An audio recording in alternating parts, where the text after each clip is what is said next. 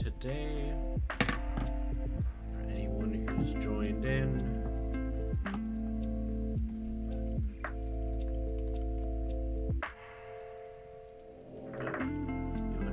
before we do that, I have to actually do some Discord announcements.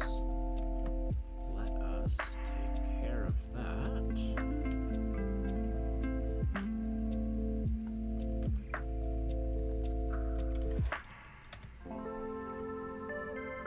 I can do that on camera here while we're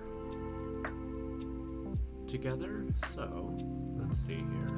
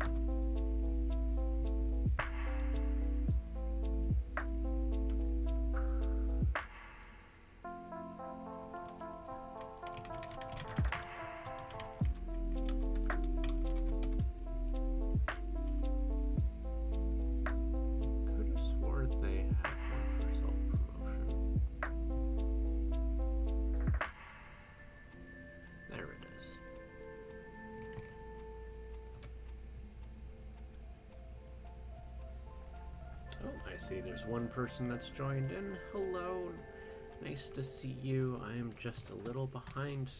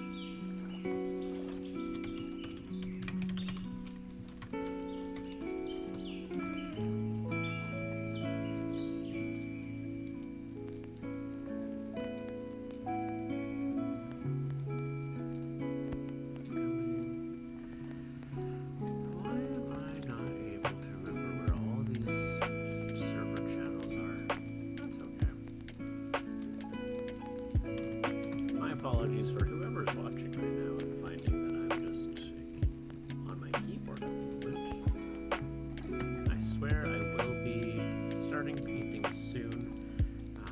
Regardless, though, I hope you are all having just a wonderful day. Hello, Dungeon Journeyman. Nice to see you, buddy. I am just trying to let people know that I am online right now, Red Clown. Nice to see you. I hope you're having a wonderful day. How's the volume? Is it a little loud for me? Or for you guys right now? Here, I'll turn down the music right now. I'm looking at the bars. Maybe I need to turn down Spotify's volume a little bit. There we go. Is that better? Mic's a little low. Let me turn that up there. Pull it a little closer to me. There's a lot of construction going on right now, so I just need to, what is it? Not the gradient, I can't remember. I have to keep that down, just otherwise you guys end up hearing a whole bunch of construction, and that's not what anyone wants. By the way, what's the song's name? The song is The Place We Used to Walk. It is from Rookie and Tender Spring. If you're interested in the playlist in Twitch, if you go down in the panels, I do have a link to the playlist so that you guys can follow if you guys enjoy the music. I've been told from a couple people that they enjoy the song selection. I really try to get just the chillest stuff that I can.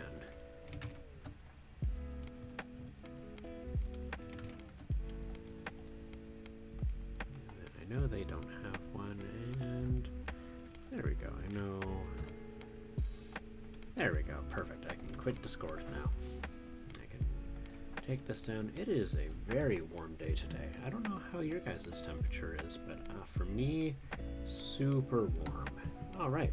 So let's continue on with our Storm Giant. Yesterday, I finished up the shoulder pads. I still need to apply some shades using some inks. I might want to start with that. Oh, you know what? How's my water looking? Is it full of... Nope. Doesn't seem to be too full of mica flakes, so that's good. Alright, let's grab some sepia ink. We'll put in some shades here. Sepia and brown.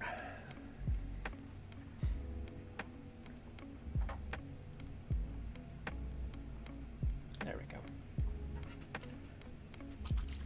Or I could go with the red. You know what? Maybe I'll go with the red. Well, not red. It's a flesh tone, but it's got more of a red value to it. So I learned from... Oh, goodness. What's his name? Is it SLP? I can't remember. But he was talking about how to do shading with inks with metals, and he talked about using sepia, brown, and flesh tone. And flesh tone actually works the best based off his suggestions, whereas the sepia and the brown will make it look dirty. Oh, Mia, you've raided already! You ended earlier today. Usually you're on a little bit longer. Well, nice to see you all. Hello, Mia. Hello, Demon Lord. Hello, Xanisher. And any other friends that you brought along.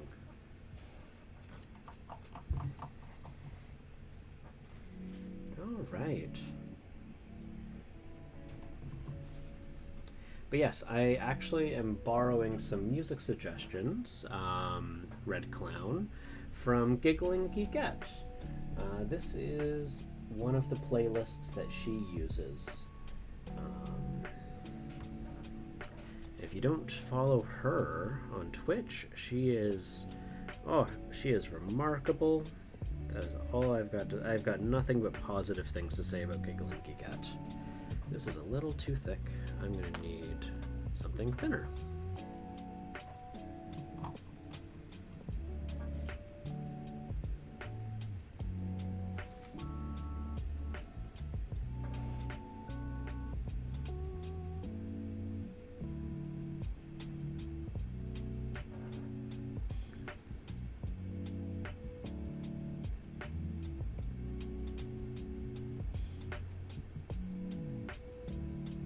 That's a little thick. Let's get a little bit of water in there. There we go. We'll use that. Because right now we want to do just a little bit of a... inks. I love inks. I love inks. They're so great.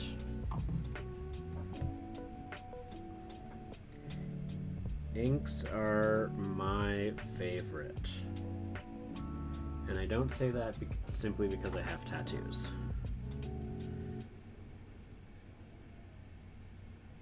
Different kind of ink, but nonetheless. Oh, hello, Majinder Singh. Nice to see you over on YouTube. Thank you for joining in. I am just doing a repaint of a miniature that I had started a long time ago. I saw that they had this sculpt as a unpainted miniature, but I had actually opened this up in a blind box, as you can see here. Mia, gonna go grab some lunch, be back in a bit, I'll see you soon. Oh, it's you, demon. Goodness gracious. Well, now I've got a better idea of what your name is. But I will keep calling you Demon Lord if you would rather.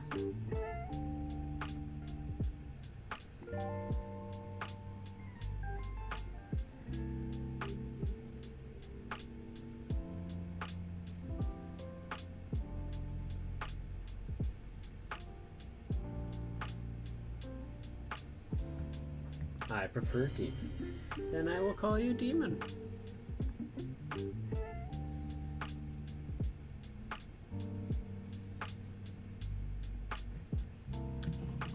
Also, I'm surprised your YouTube name isn't Demon Lord.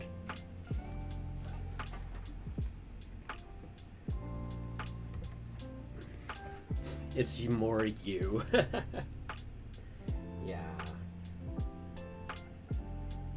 Honestly, from Twitch and going into other people's chats, I've become so accustomed to being called Mellow, like as my noun, as my name.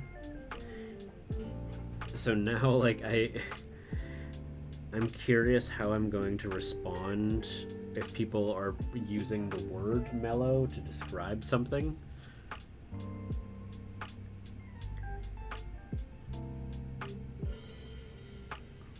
Because in chat rooms, people just go, hello, mellow. And I'm like, oh, hello. I'm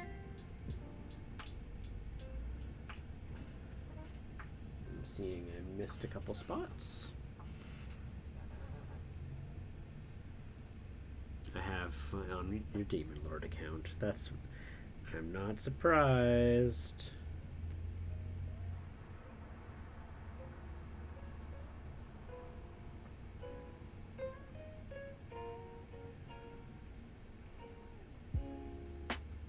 Every time I hear this ukulele, I don't know if any of you watch Steven Universe, but this little ukulele bit just makes me think of Steven Universe.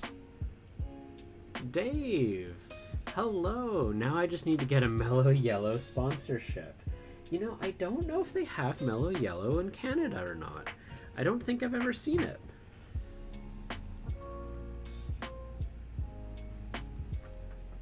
But nice to see you, Dave. Thanks for joining in. Right now I'm just trying to get some shading in, add a little bit of depth to this bronze color that I've got going here.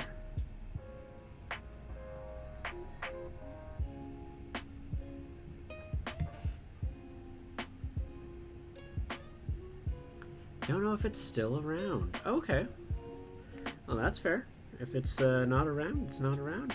I missed my mark. I missed out. Was it tasty? Like, I've honestly, I've never had one.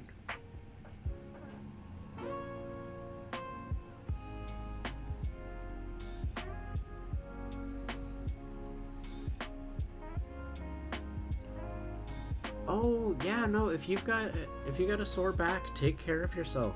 Those are serious.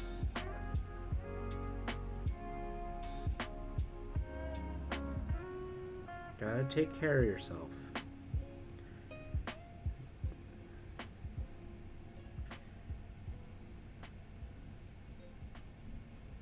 I know you're not asking for it, but I know that when I have a sore back, I typically find lying down on a hard surface helps.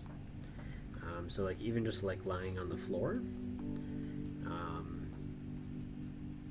But you know your pain better than I do, so I will leave that totally up to you. You've been setting up your studio today, so pretty much going to be lurking. Well, that's okay. It's nice that you dropped in earlier today, or in today. It means a lot to me. Nice to see you, Dave.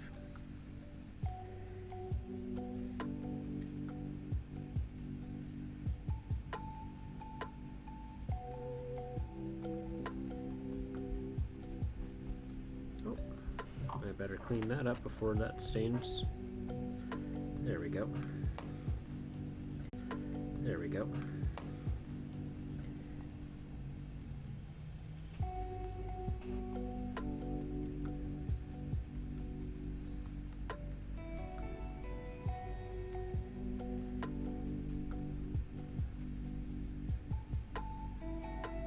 That's just too much. Gotta do less.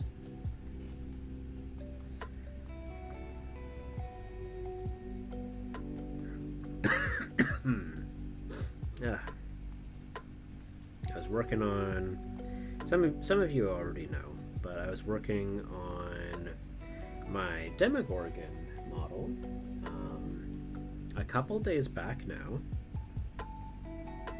and I had forgot to work with my window open, and so because it's a large model, right? So I had to be working with super glue for a little bit of a prolonged period of time, and I am paying for it. I tell you what. Always make sure your area is well ventilated when you are working with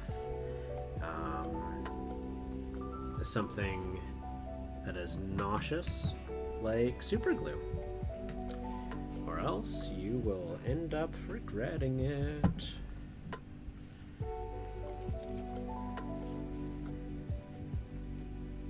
Dealing with a cough for a couple of days now, and I know it was specifically the super glue because this happened to me when I was working on my Tarrasque model as well,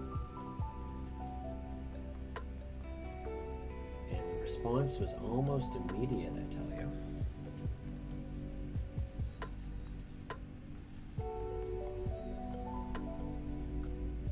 Let's see, how dry is that? That's pretty dry. Now start going in here, and we're just gonna use a little bit of sepia because I like sepia. Sepia is great for casting shadows.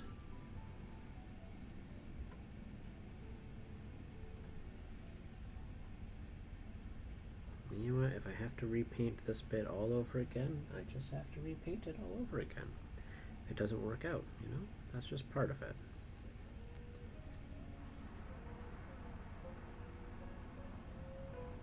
Do I have the same song on here twice? I think I do. I do have it on here twice. Well, rather than abruptly changing the song, I will just delete the first duplicate and we'll just keep going, you know? That's just how it goes sometimes.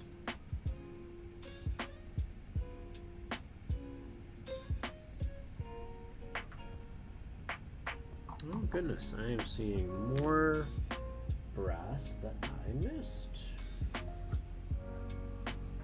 No, and how's the lighting here? Oh, the lighting's not too bad. Oh goodness, no, my hand is blown up. Now, better. That's a little better.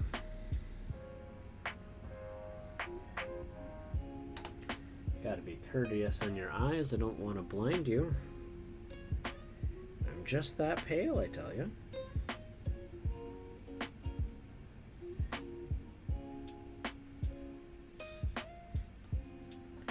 They call it blindingly pale for a reason. Ah, goodness.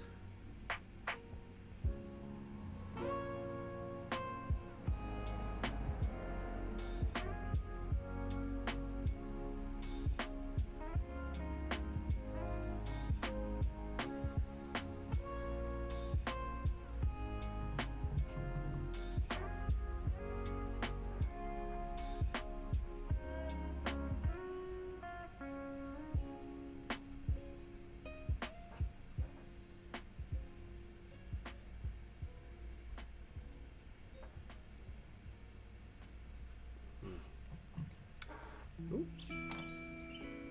So are these guys for a campaign or war game? So I mostly use my miniatures for Dungeons and Dragons, but I've recently gotten into Frostgrave. Now, I don't have a way of shoehorning this guy into Frostgrave yet. Once I get a little bit better at the game, I'll probably find a way to do that. But for now, this is strictly just for the fun of painting right now, this model, given that I can't really use miniatures in Dungeons and Dragons right now, given the current world condition. But eventually, these guys will get used for Dungeons and Dragons. One day. And I very much look forward to it.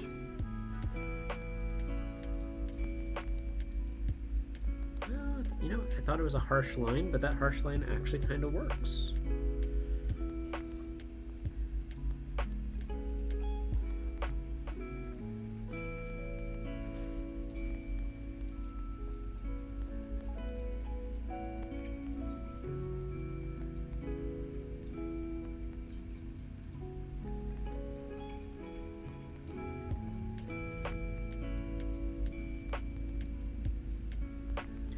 What do you usually use your minis for there, Dave?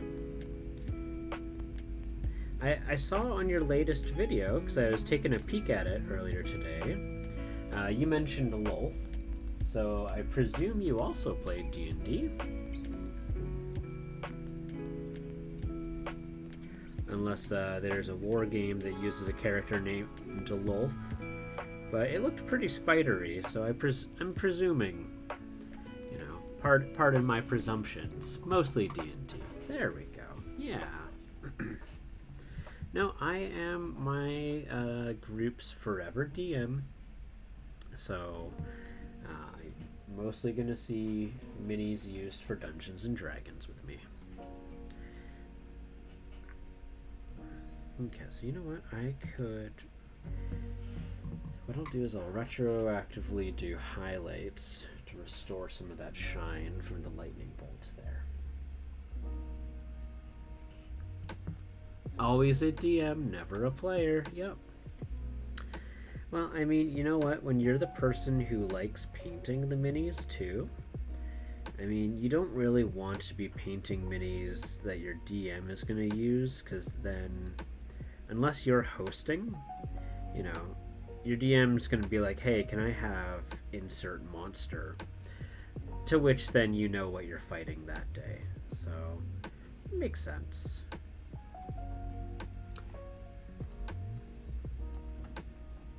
I did just order all the Warhammer 6th edition rulebooks, so that's my new rabbit hole. Oh, that'll be fun.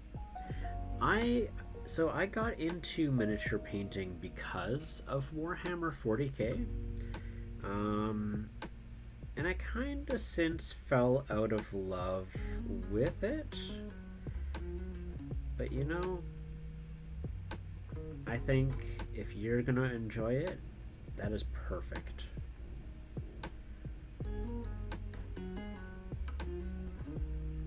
Because there are some really cool models for Warhammer. There really are. Are you playing fantasy, or are you going to be playing like Age of Sigmar? The fantasy one. Oh, there you go. The old world. Ooh. Do you have a group that still plays the old? Because that's fantastic if you do.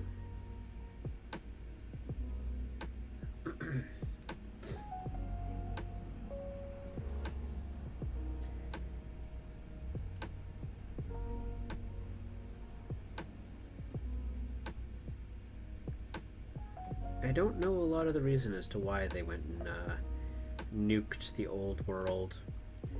It doesn't really, bring any bother to me. I was curious. If anyone knows, I would love to be a bit more informed. Trying to grow a community. Oh, that's wonderful. I like that.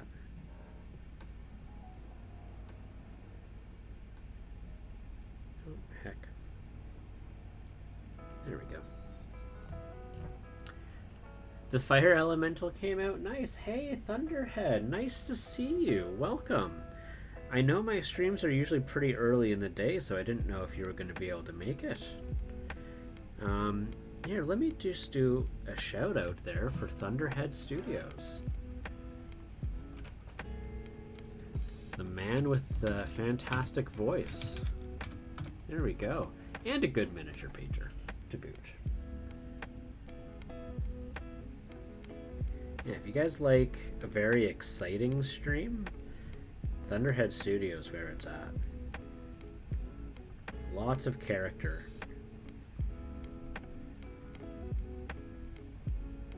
And again, great voice. Good radio voice. Thunderhead, do you do any radio or podcasts? Because I will say, your voice did have a very familiar tone to it. Or maybe you used to do YouTube. I don't know. Tell me a bit about yourself.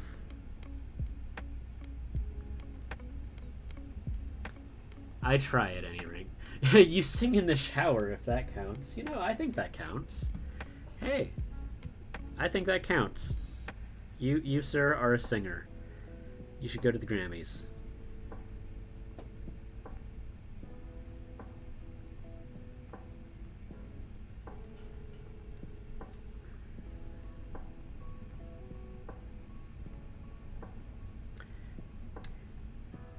I can't remember. I think you mentioned yesterday. You said that you play D&D as well, right, Thunderhead? Or did I just make that up in my head?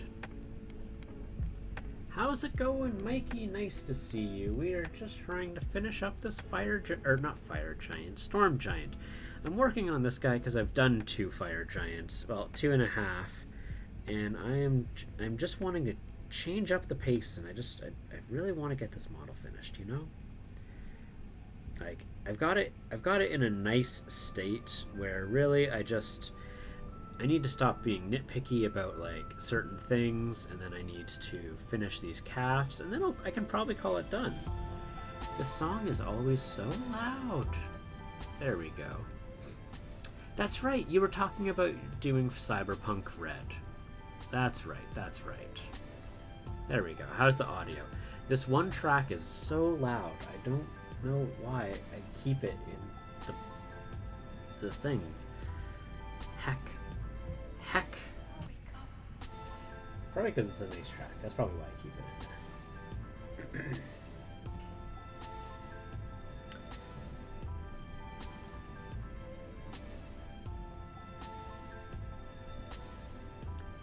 Just picked up the rulebook for Cyberpunk. Yeah, I'm really wanting to grab that rulebook. I have the PDF of the box set. Because I didn't really want to buy a box set yet without going in and getting, you know, just for me to buy the big full thing. So then I've got like 2, and I don't really want to over encumber myself with like that. Although I guess like the small handbooks would be good for like players. Heck, I don't know. I really love the narrative-driven social commentary of Cyberpunk. That's true. There's definitely a commentary to be had about Cyberpunk. Well, heck, that game's all like, yeah. If that's something that you want, then yeah, absolutely. Cyberpunk is the way to go. Here, let me fix the focus there. There we go.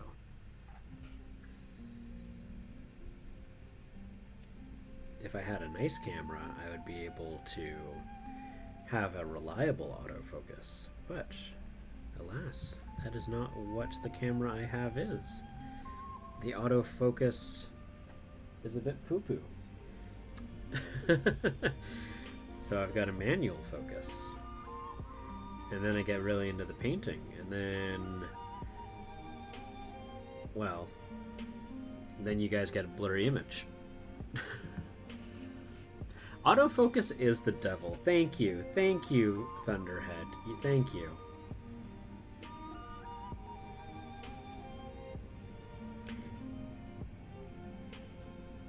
Because, I mean, I used autofocus like once, and it made me want to scream. Planning on hacking up some magic rules. Ooh, magic rules and running a Shadowrun game. Shadowrun is fun. Yeah, I like the aesthetic of Shadowrun. I like the idea of mixing the fantasy and the cyberpunk. Like, to me, that is really cool. I have heard people complain about Shadowrun system, yet I myself have not played it, so I don't know what to take for it. I know people have just complained about the D10 system, but I don't know what their complaints are, just that they complained. So, I have a box set for Shadowrun. Shadowrun I have a box set of, but I have yet to be diligent enough to read through the whole thing.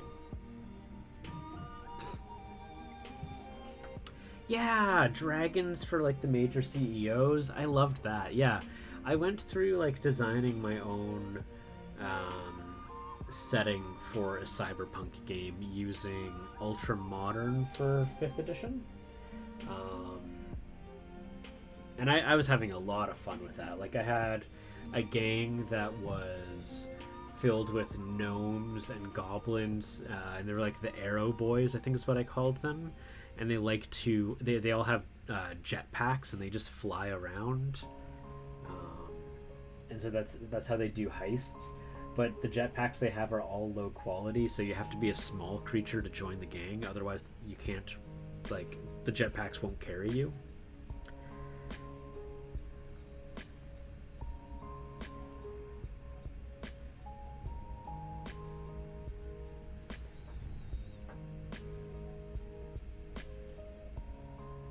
And what else? There's a few others. But yeah, like, it was very much like doing the world design and making gangs was my favorite part about that. Last time I did Shadowrun, I played a self-loathing elf who was racist against elves and used cyberware to appear human. See, that's neat. That's one of the things I really like about it. When I was doing it, me and my partner came up with this organization that was run by a human who made cyberware for humans so that they can like have a competing edge with the rest of the fantasy races. Because basically the idea for my world design was that, you know, humans are on the bottom rung. I really like making it humans kind of have a struggle against some of the other races, because I personally usually find humans to be a bit boring in my games. I mean, I play a human every day in my life, so you know, that's kind of my logic on that, right? And so we were doing that, but this human guy who designed, like, the CEO that designs all the cyberware and stuff, his PR campaign is that he is an unmodified human, when in fact he is super modded, to the fact that he is like basically a brain inside of a brain in a jar in a lab. And what he does is all of the people, every appearance of him making a PR appearance is actually like a remote controlled automaton. And his goal is to basically backdoor infiltrate anyone who is using his cyberware.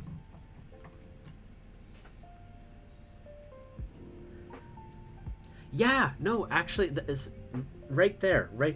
Thunderhead, you got it. The idea was that due to just the specialties that other races are, you know, better suited for, like, I had it so that all the, like, a majority of all of law enforcement were orcs, because they were just larger and bulkier, and if it came down to having to take someone down with non-lethal force. The orcs were just the best people for the job. So humans were going more and more into unemployment.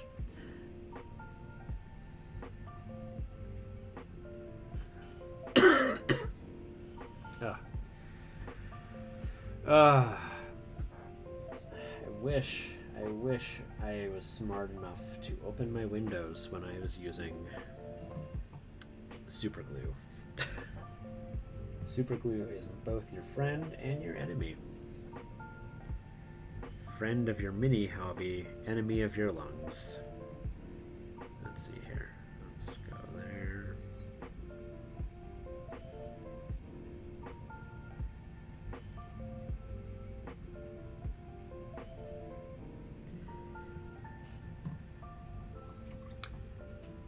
I'm a subtle, but in cyberpunk setting, I literally have a gang of chromed up baseball players with baseball stitches on their skulls and oh my goodness, I love that so much.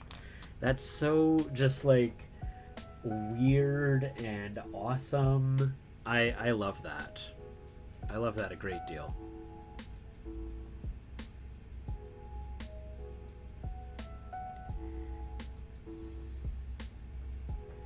Like, there's so many just weird things you can do with cyberpunk.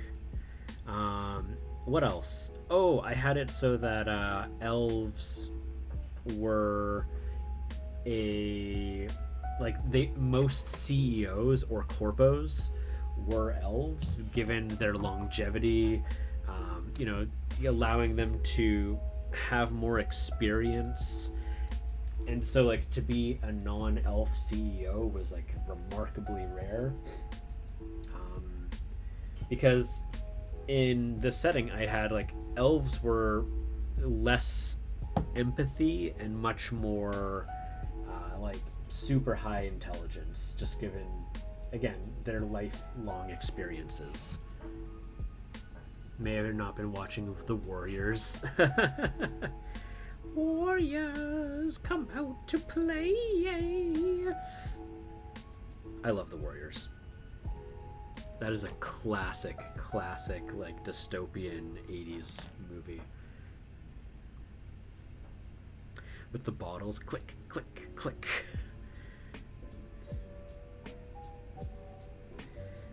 One of the greatest improv scenes of all time.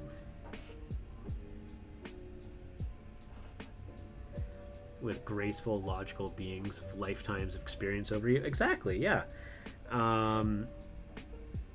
And so in terms of like how I was handling law enforcement, there were elf police officers and there were orc police officers.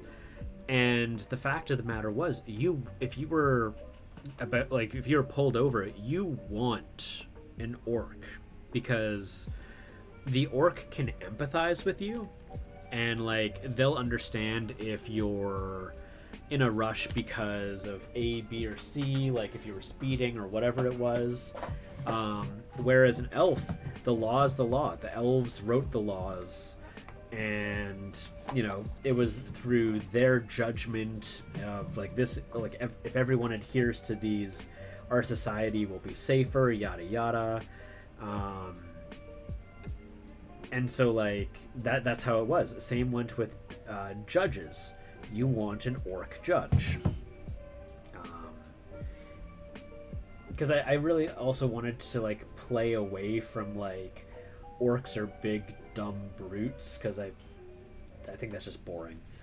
I was going very like, how can I make these things like fun and interesting? So yeah, that's what I did with that there. And then I mean, like, for other things, like I was pretty typical, like, gnomes, goblins, and dwarves were great tinkerers. Nothing really original there. But yeah, I love stuff like that. It's so fun. Alright, so I need to finish up those there. We're gonna jump around a little bit.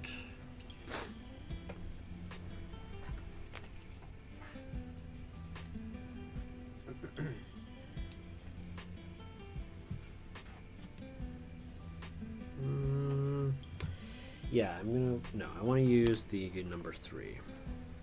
Or I guess that's a number 4. Whatever. It's a number 4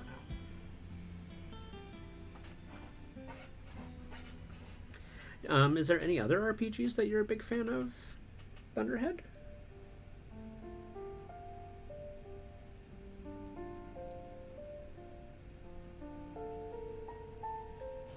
One that I really enjoyed, which I haven't gotten to play in forever, and I kid you not, was Palladium's Rifts. Rifts was such a weird and bonkers system. I had so much fun with it. I played... the class was the Tattoo Man, or the T-Man is what we ended up just shortening it to it. And like having magical tattoos that would like summon and conjure effects or weapons. Ooh, Dark Heresy. That sounds like that could be fun. I really want to try the Fantasy Flight Warhammer RPGs. Or is it Cubicle 7 now? I know that the RPG has stayed the same, but it is hopped over either from or to Cubicle 7 and Fantasy Flight. I don't know what's happened there. That idea is very fun.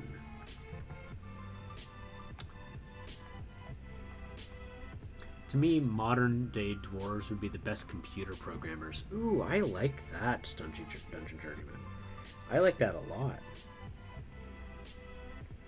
Like software engineers. That's fascinating. I like that a lot. Building net frameworks and complex lines of code rather than detail-oriented approach of digging tunnels. Yeah, and you know what? It could also be, too, that they had a harder time competing with the gnomes because the gnomes had smaller hands and could fit into smaller areas when working on hardware.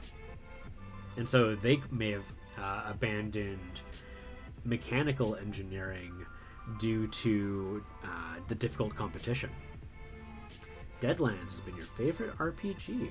Deadlands is cool. I find their way of handling initiative, like with playing cards, fascinating.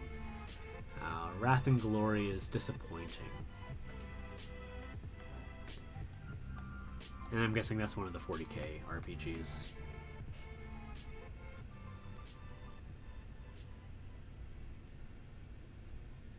Their inclination towards rules would be a big plus. And that's not even the joke of data mining. Yeah, no, I dig that. I think that makes a lot of sense. Alright, so how do I want to handle these? Do I want to do it just like that? Maybe I do. Yeah, let's do it that way. So, I'm going to grab some glossy black. Now picturing dwarven keyboards with these huge clunky things. Like 3 feet across for their stubby hammer fingers. Oh my goodness, the imagery. I love that so much. Because yeah, like to me, in my opinion, like despite being shorter, I would definitely imagine like dwarves would have larger hands than a human. To me, that's how I picture them. I picture them with large hands, big eyes because they can see all the details. Like if I was to redesign dwarves, they would not be very human looking. Like, they would not be very human looking in the slightest.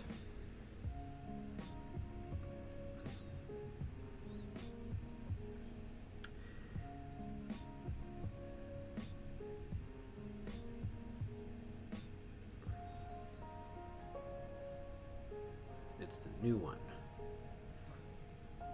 Fantasy Flight was good, or use Cubicle 7's fantasy rules.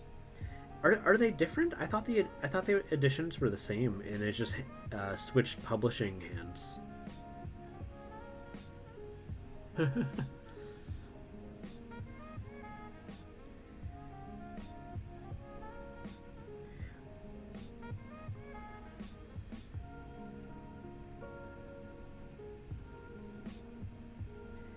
Specifically, what I'm talking about, because I think I think Cubicle 7 has the new released the newest edition of the fantasy RPG, but they still sell Fantasy Flight's Warhammer editions or Warhammer 40Ks, right?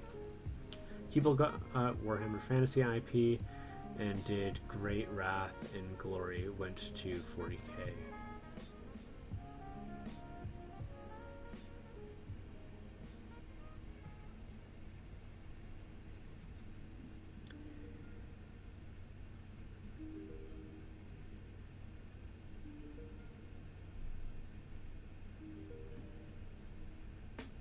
Oh, went to another studio. Really? Because I know that surely they had it for a brief period, because when I got my Humble bundle 1 year, there was a lot of Warhammer 40K RPGs that were all Cubicle 7. Was most different from the original and is controversial for that reason. Cubicle 7 has it now. Yeah, Cubicle 7 has the new 40K stuff. On one hand, Dune is all the main story for me. On the other, but playing Face Dancer would be fun. Yeah, I was getting confused because you were saying there was a new studio, and I was like, what? Who's the new studio? I'm confused. All these trading of hands.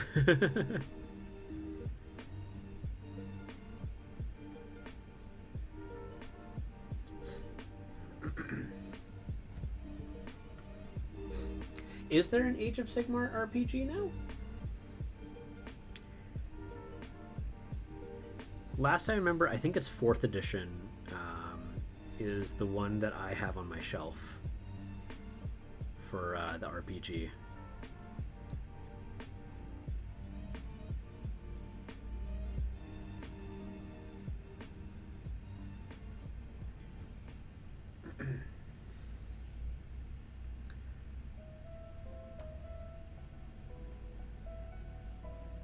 I don't know who this new studio you're referring to is.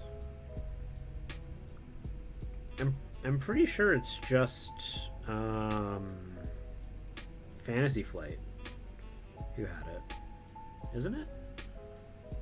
I don't know. I would have to look it up, but last I recall, Fantasy Flight had it before Studio 7.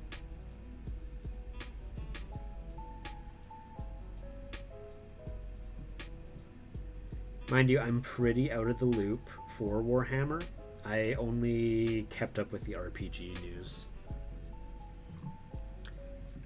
Soulbound. Ooh, fascinating. That must be pretty new, right? Because I remember 4th edition RPG is only like a couple years old, isn't it?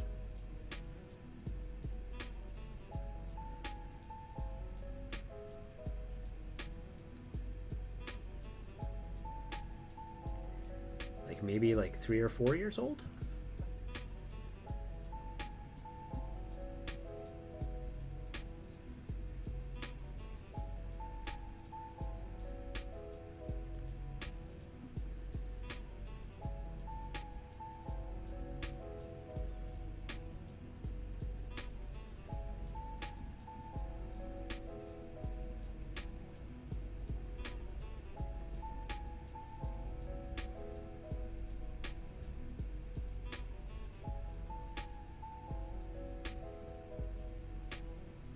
Oh, yeah, that's really unfortunate timing.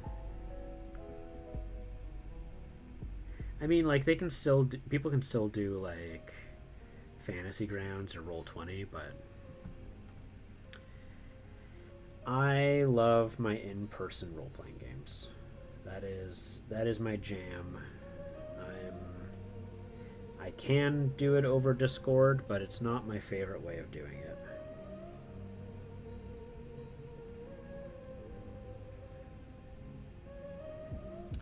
How's the lighting there? We can probably go like that, and then go like that.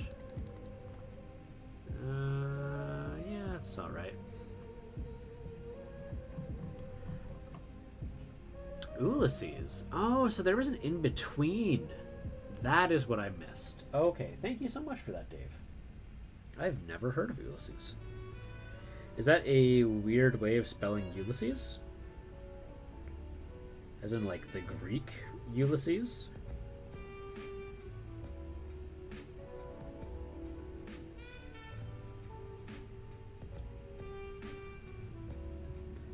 That's my guess.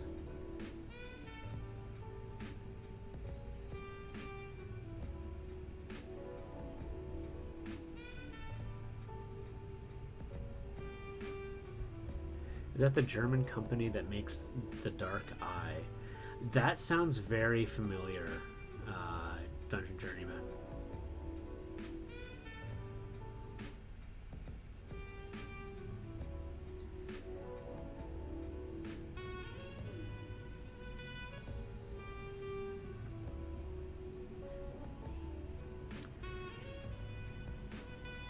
Ulysses Spiel. If it's German, that might explain the spelling.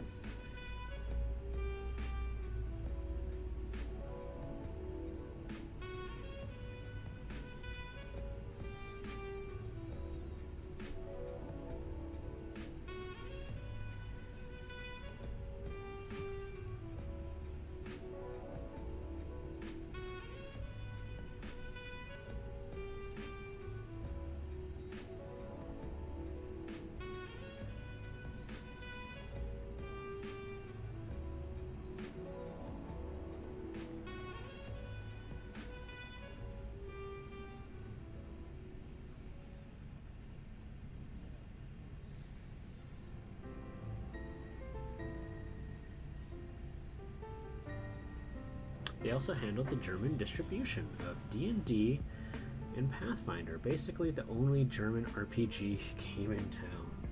Fascinating.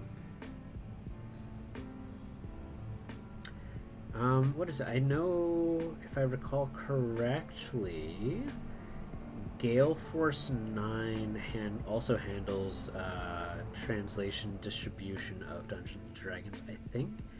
They distribute and translate for Spain, if I could recall. I found that out during part of the lawsuit that was happening, which I find fascinating because Gale Force 9 is a New Zealand-based company, or at the very least, their help email is a New Zealand-based email address. Ends at co.nz.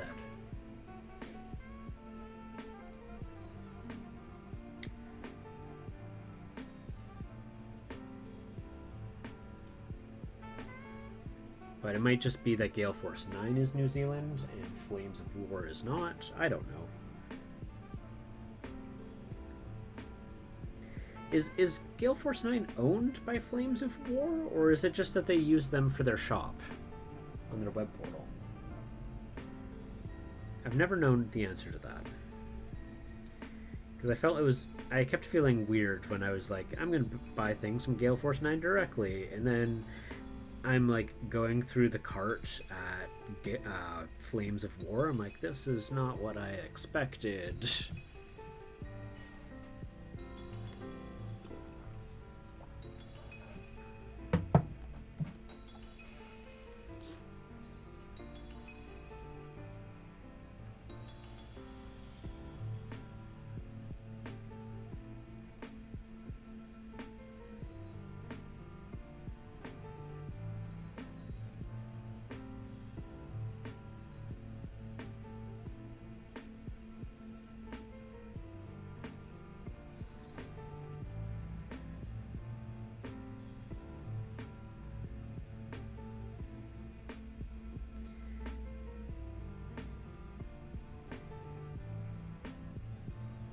Sense to me in terms of Wizards of the Coast for Dungeons and Dragons specifically, because like they're a Hasbro owned company, right? So Hasbro makes toys, they have sculptors, so why do they make, or why do they have, like, why do they not make their own miniatures? Because WizKids, despite its name, sounding like it might be affiliated with Wizards of the Coast, is owned by a completely different company, which I found fascinating. Because, like, if Hasbro makes the toys for Transformers, why do they not also make the miniatures for Dungeons and Dragons? Like, they quite literally have the tools on hand. Or even just Dungeons and Dragons toys. I really, like... Yeah, there's a Dritz toy, but I think, if I recall... Oh, no, wait, no, I saw that on a online store. It wasn't on WizKids. But yeah, I don't, like, sure, it's more work. It is more work, and they have to hire people, and maybe that's why they don't want to do it. So they would rather license it out to someone else. But I find it very odd. It's a peculiar choice to make to me. From the world's largest toy company.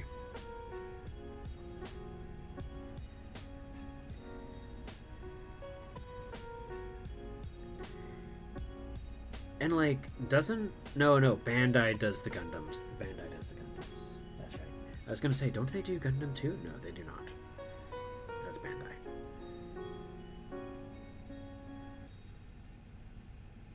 Man, could you imagine if Bandai was in charge of doing, like, miniature kits? Oh, goodness. This giant would come in a kit of, like, 100 pieces. I would cry. I would cry so much.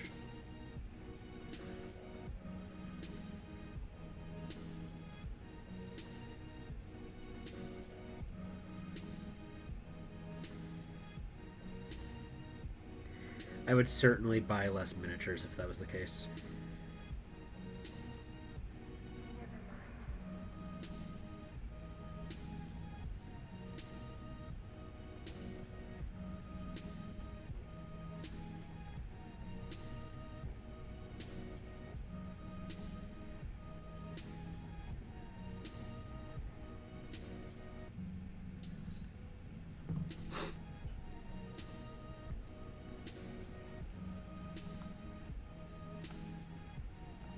Let's see here. Can I fix the lighting? A little bit.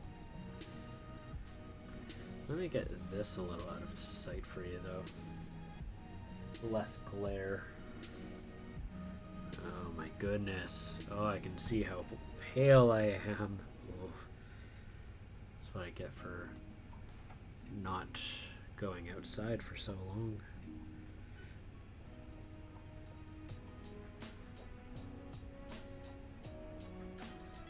Isn't that a motivation to get a tan? So that I don't explode into a ball of light on a camera.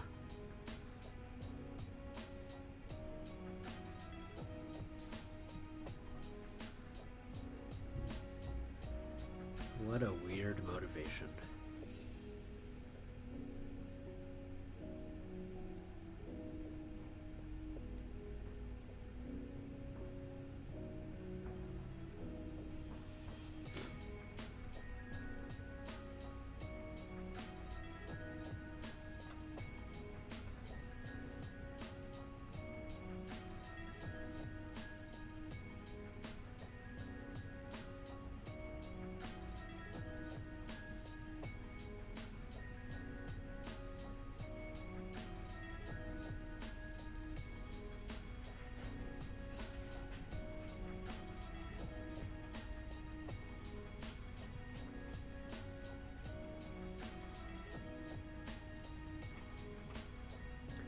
He was a pre-painted mini, Dave.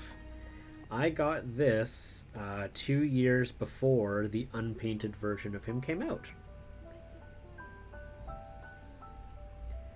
I also have pics of what it looked like when I first got it, if you're interested. It looked...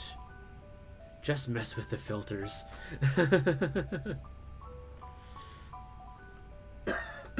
Oh. I'm so glad the cough is better than it was yesterday and the day before that. Day before that was rough. I had to call in work. Let's see here. I'll show you what this looked like before there, Dave.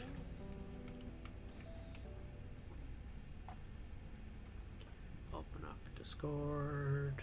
Did you prime over him? So what I did is I just brushed over it with Vallejo Surface Primer. I didn't even aerosol it. I will deep dark secret. I am remarkably lazy. I am so lazy. So if I can avoid going downstairs and aerosol priming, I'll just brush this on. And this is actually supposed to be a, what do you call? This is supposed to be an airbrush primer, but I just hand brush it. I'm very... I take shortcuts everywhere I can.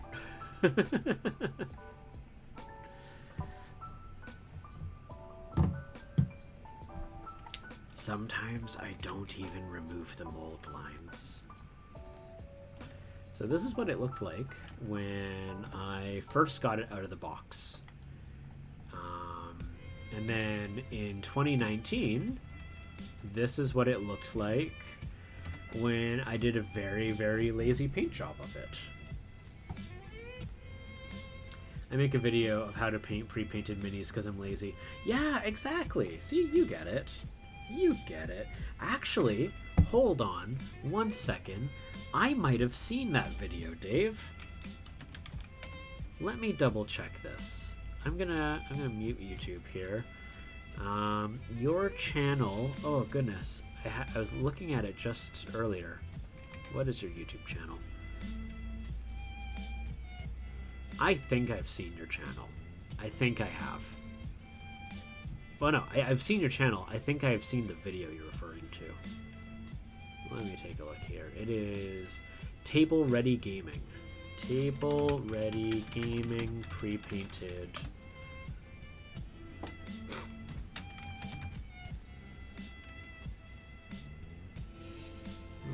Not that one. There was a video that I saw that was about painting over pre-painted bugbears. And I can't remember if that one was yours or not. Yes! Yes, it was yours! I see it right there. Simply improve your Dungeons and Dragons. Yes, I had seen that quite a long time ago. There we go. I know the video you're talking about. You said that you went over with a clear varnish, if I recall correctly.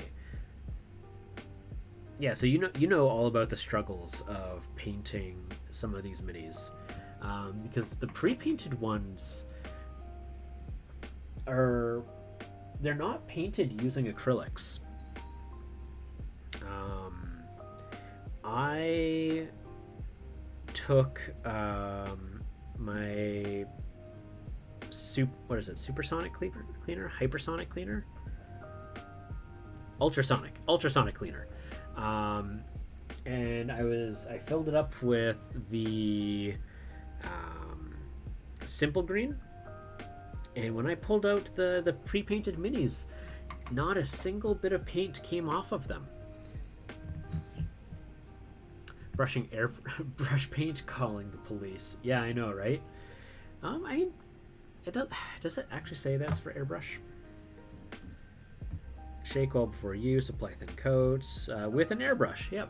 Yeah. No, I'm going to jail. Negasonic teenage cleaner. do. Cease and desist. Okay, here we go. let's get this on.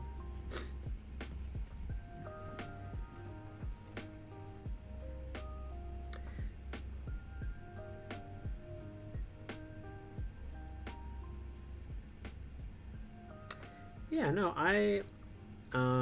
Dave, I quite like your philosophy actually in terms of miniature painting. I remember at the end of one of your videos, it might have even been the pre-painted minis one. Um, just the philosophy of like, the only person that really matters in terms of satisfaction is yourself. Like, not to, you don't have to strive to be the best painter in the world. Um, and if you are striving for improvement, just try to strive to be better than you were the day before, right?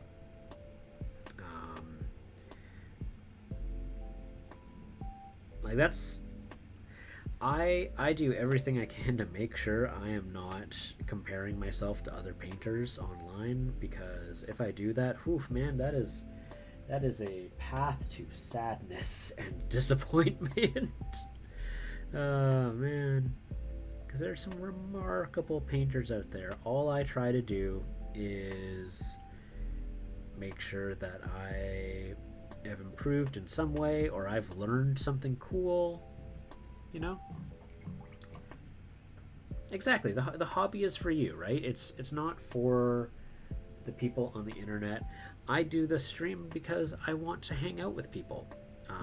This is my social life right now. You welcome, Dave. Knowing or not, you have walked into my social life. Grab a seat, get comfortable. But yeah, you know, I started streaming to as a way to hang out with my friends. I paint minis all the time as it is, so I was like, sure, I'll just put a camera here and I'll talk to whoever comes on. And then this kind of evolved into something else, and you know, started becoming a way for people to be able to kind of get a break from some of the things that are stressing them out in the real world.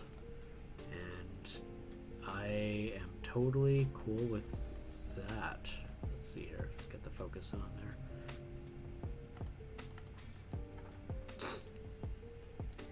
You know, so I quite enjoy doing this, even if there's only one person in chat, even if they're not chatting. You know, just a little place to be positive, because the world is very scary right now.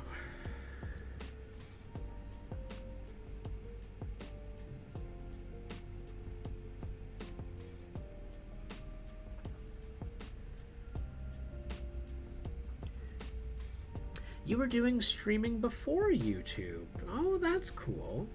I didn't. Do you stream on Twitch? Do you stream on YouTube? Where do you stream, bud?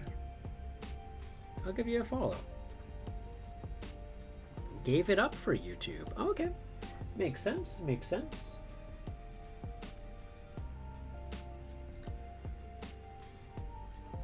Ugh, jeez.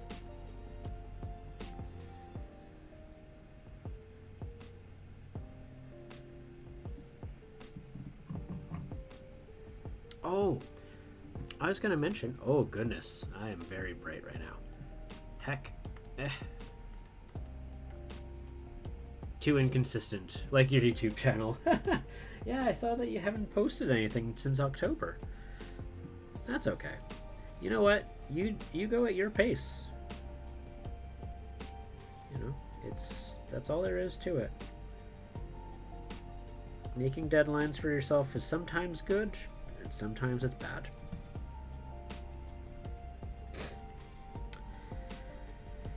That's just how she goes. What was I going to say? So I don't know if you are familiar with the game Frostgrave, but I am... That's actually what my next series of projects is. Once I finish up these giants, I'm going to make some minis for Frostgrave. But the reason I bring it up at all is they have the coolest box of gnolls for Frostgrave. It comes from North Star Miniatures.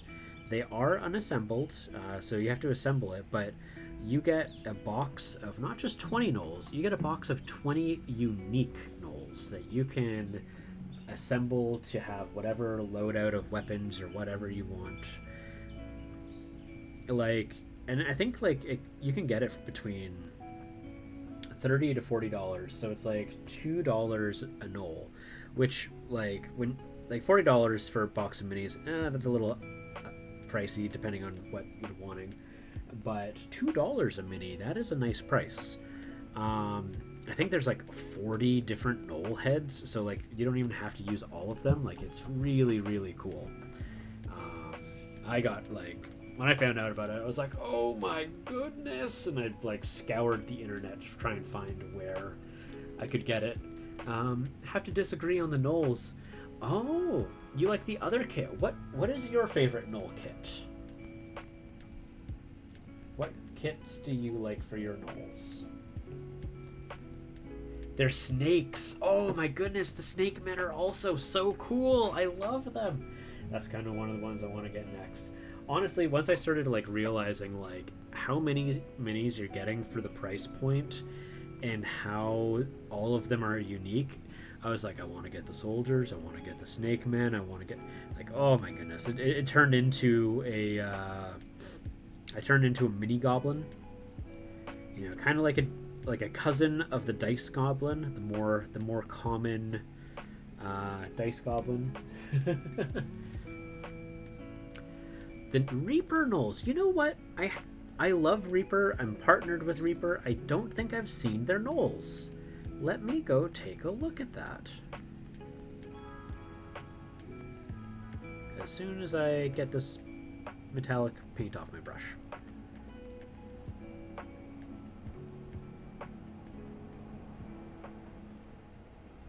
Okay. That's how it starts. Oh yeah, no, I do not have a box. I have a closet, and I will have to say, I have learned to stop calling it a box of shame or closet of shame. Now, it is a closet of potential. Reaper miniatures. Yeah, that's how I feel. I have 3 of the WizKids gnolls, and they're okay. They get the job done. They're neat. I like that there's different color combinations and weapon loadouts. That's cool. But, you know, besides that, eh. Alright, ooh, that's a cool gnoll warrior. Okay, I can see why you like these ones. I can totally see why you like these. Oh, do I have that one? I don't know if I do. The one who's got the spiky shield. Yeah, I don't think I have that. Okay, these are some pretty cool gnolls. I will say, looking at them, I can see that I would probably prefer to get the metal ones than the bones ones, because it looks like these bones gnolls are probably from bones 1 or 2. And it's typically bones 3 and up that I prefer the models for. This one looks nice though. I really like this one. He's got nice big hands. He's got a nice fur texture. I really like that.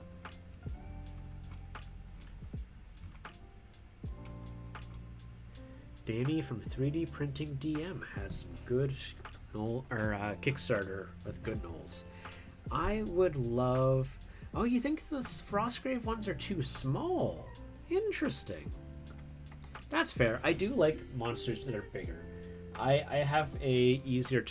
like, not just for, like, aesthetic, but it's just they're easier for me to paint. This is usually about as small as I want to go with my painting. This is another guy that's... could use more brush love. Yeah, metal, Bones Black. Bones 4 was great. I love Bones 4. But I did find some of the ones from 1 and 2, they're okay. Let's see. I have I have so many Bones models. Where are they? I mean, like, here. Let's see here. Because these are Bones models. And these might even be, these ones might be from 3, but like I was able to get a good paint job on this one. I could do better now. I should probably retackle his cloak to make it more flashy. But like the detail that's captured on them is quite good. I quite like these. I'm always a defendant for when people are like, I'm not a big fan of Bones. I'm like, hey, Bones has cool models, okay? Here we go. Here's another one that's Bones. Yeah. Other people have painted this better than I have, you know, but it's got some nice texture, and you know, I painted these. These are all really like bad paint jobs in my hand. They don't really make the model stand out too well, but you can see like there's the nice etchings in here. Like they capture good detail, that's for sure. That guy is Bones 1. Which guy? The tiefling, the gnome. Oh, at the prices, yeah, they have great prices. Absolutely. That's another thing. With new painters, I always recommend that they go either with one of 2 routes. They either go with Reaper Bones, or they go for like WizKids unpainted minis. Because those two, to my knowledge, are at price point, like some of the lowest price points for like good enough quality for painting. And from there, if they find that they like it, they can move on to other brands and, you know, explore on their own. But just for starting out, like, you don't want to make a huge investment if you don't know that you're gonna love it. So that's one of the reasons why I'm so very like, hey, check these options out. Like they're worth your time, right?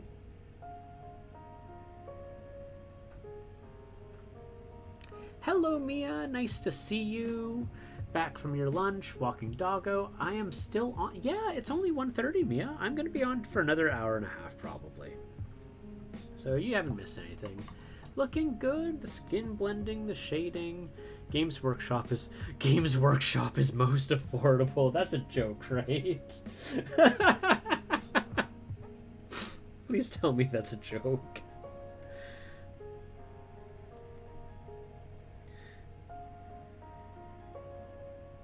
Mr. Funny Guy Dave.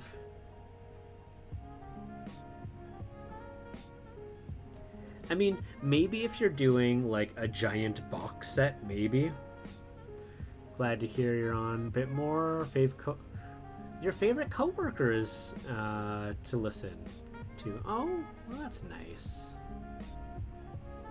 Well, you don't think $33 for a Space Marine caption is affordable? Okay, good. These are jokes.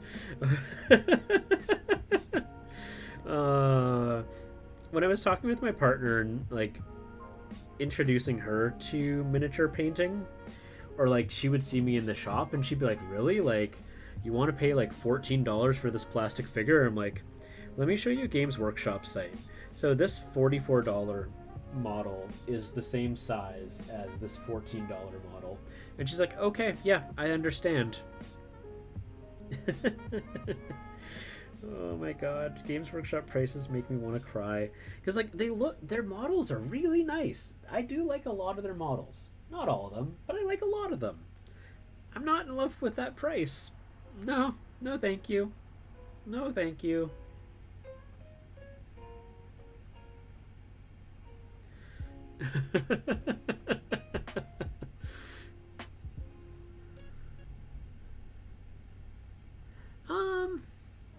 Oh, I killed the music. Let's see here.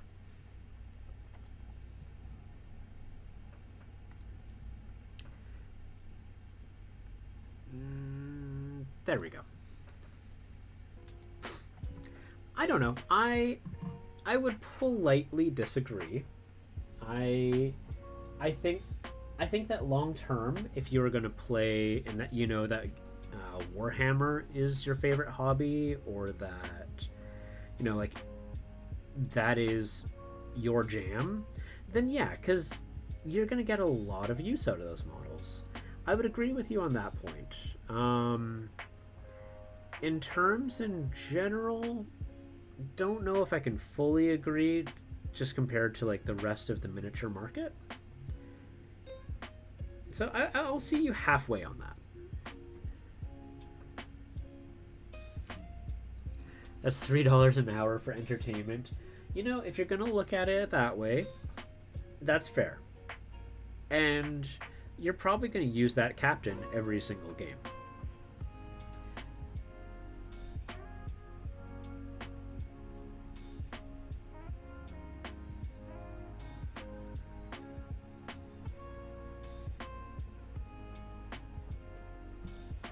Or even 2 hours to paint, $15 an hour. Then if you play the game. If you're going to approach things like that, yeah.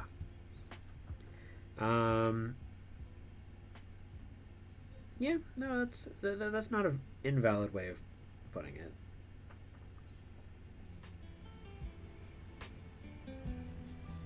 I will, though, say that I will politely disagree on the part of how many miniatures you need to play your game. Like if you're playing the game, given that you need a whole squad, right? And I mean, you might be using a small number of models or low points or which not. But that can make like an entry level into the game a lot more difficult, which is why I'm glad they have the skirmish games, the ones that you only need a couple models to play. That's a great way of making it more entryable, because then you have like 2 to 3 games that you can use your models for. So I can see those parts in, but heck, man, that part of my brain doesn't turn off. The part of like, oh, but there's all these other cool models and they're from other companies and the price is so much lower. But I'm not gonna jam on anyone for enjoying the hobby. They're enjoying the hobby, and I think that's what's most important. They're having fun, and if it's worth it to them, value is perspective, right? If they perceive it as valuable for them, then it's worthwhile. Heck.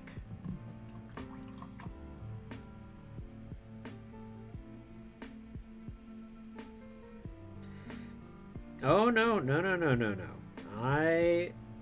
I was playing 40K 10 years ago. And all of my specialty units from my Tyranids were metal models. I am no child of summer. The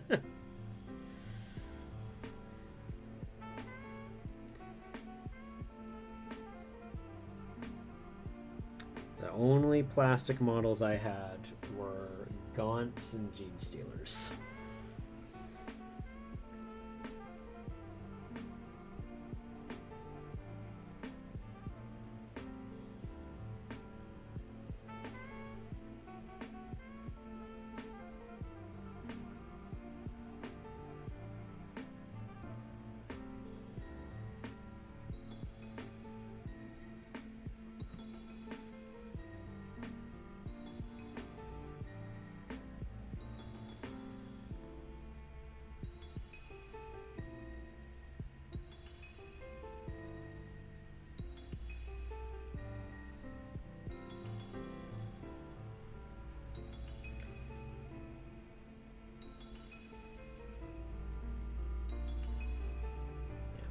Back when I was playing, they were still in the conversion process of converting a lot of their metal models to plastic.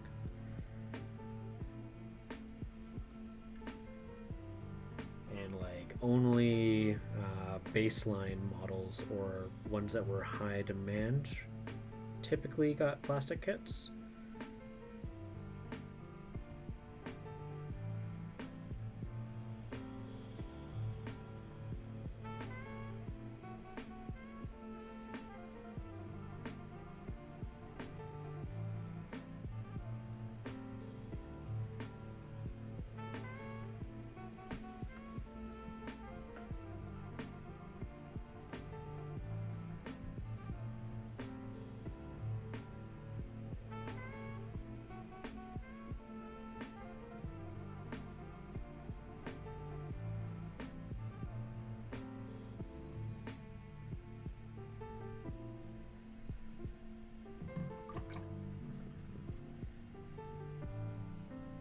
So Mia, what did you have for lunch? You get anything fun?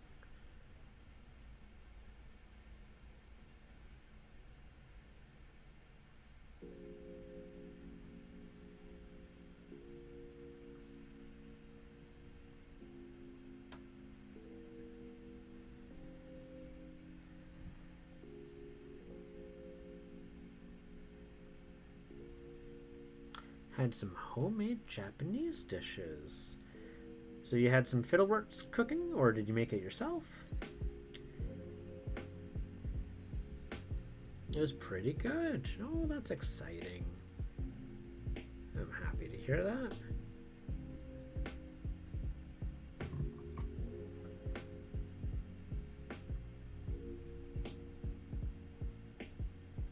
Was it fish? Was it noodle dishes, rice dishes, fried veggies?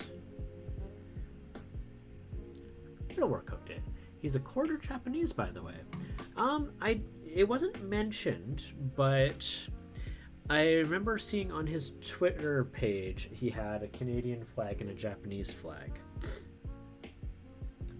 And you know, it looked like he could be quarter, so that makes a lot more sense.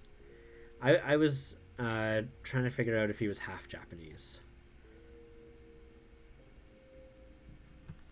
Because one of my best friends is half Filipino, and there's certain just like facial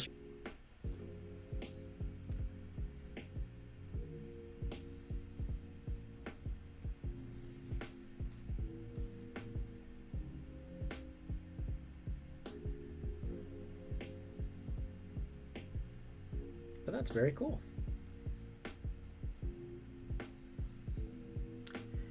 Rice with green tea and seaweed. Oh, I think I know the dish that you're talking about. And it is very tasty.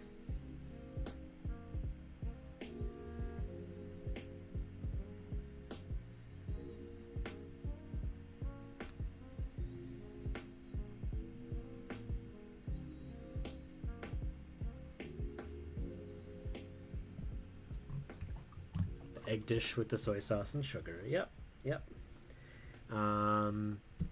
There is a Korean dish that is very similar with soy eggs that it uses soy, sugar, onions, garlic, which is very delicious. And then you have that with rice. All right. So, oh, heck. My partner really likes Korean dishes.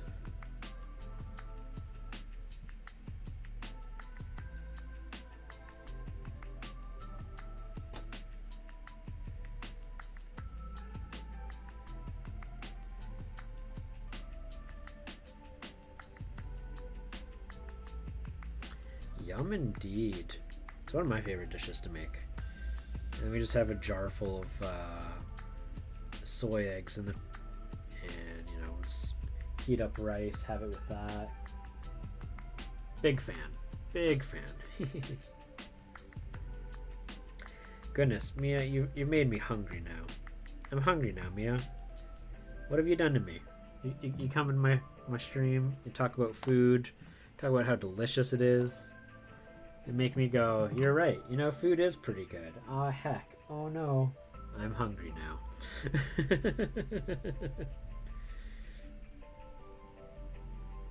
Now all I'm thinking about is, I'm like, what am I going to eat after stream? Should I order food? Should I make food? I'm a little lazy right now. What food do I have in the fridge? I've got meatballs. Ooh, I can make rice. Yes, I'll have rice and meatballs. Mother-in-law dropped by, and she brought it's a sweet meatball Vietnamese dish that goes really well with rice. I always end up talking about food. No, you're good. You're good. You just got me excited to looking forward to what I'm gonna have.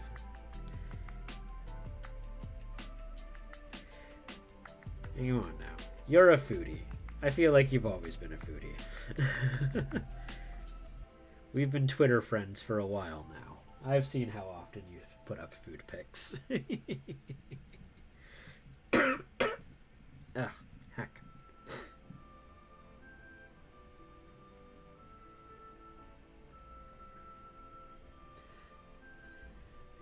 Hey, you kind of need it to live, so enjoying it, just why not enjoy it while you're at it, right?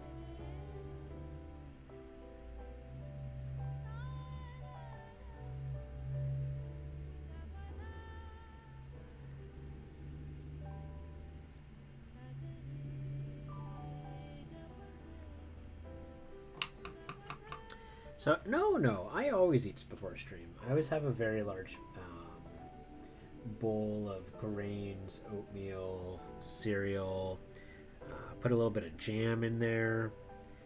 I have to eat before I stream because I'm painting.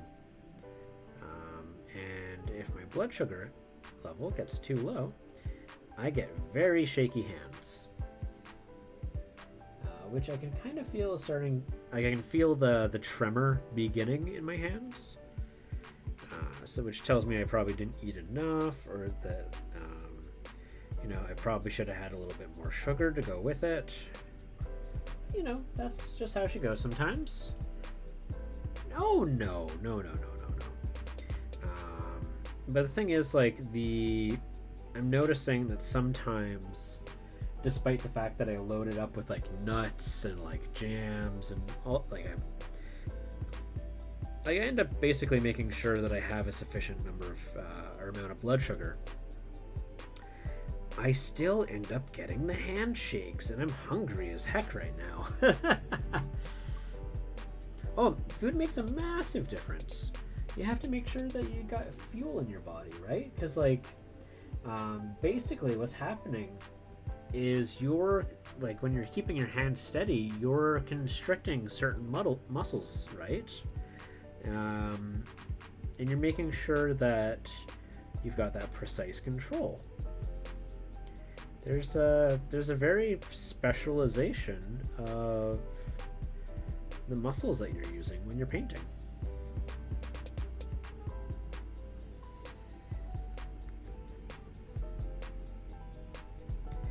And there's certain little tips and tricks you can do to avoid that from going wrong.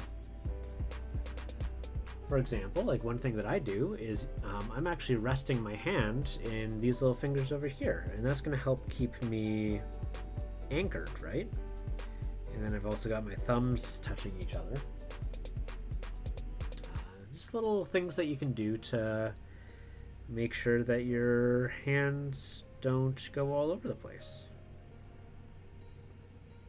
Did you watch that video that I showed you? From Black Magic Craft? It's okay if you didn't.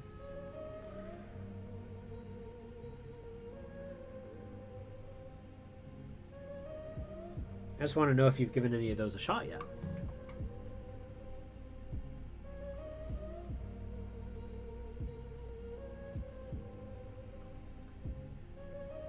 Yeah, it was nice. Oh, that's good.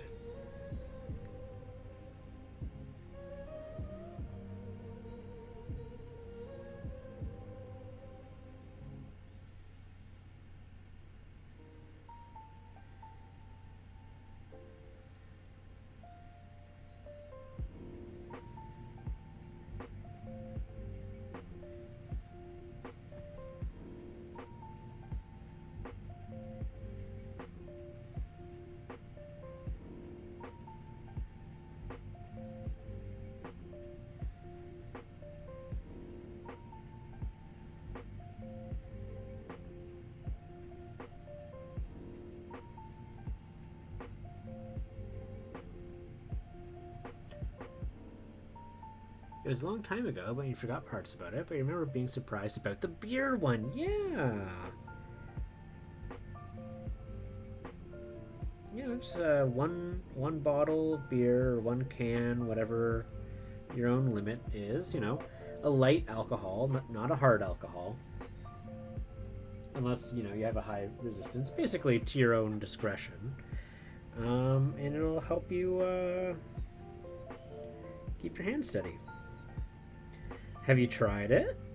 I'm very interested to find out if you tried that.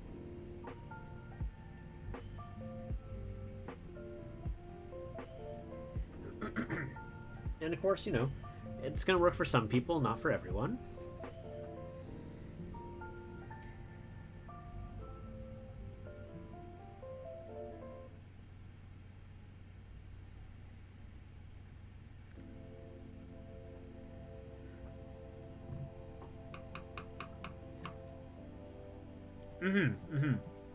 But like, did you try it when doing your digital painting?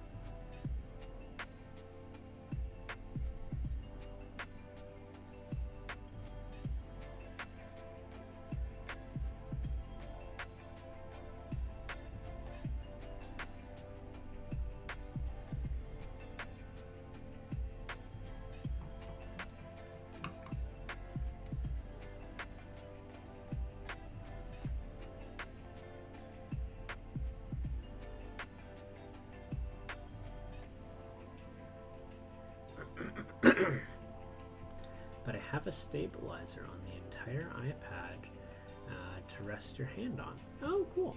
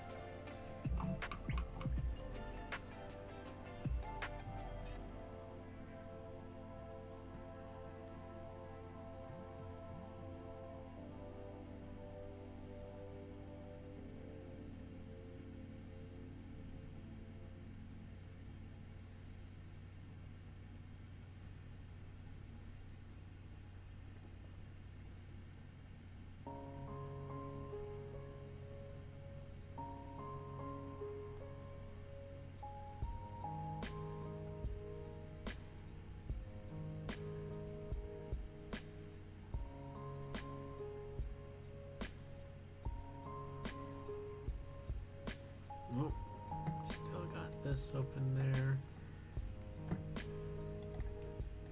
Give my computer a little bit of a break there with that.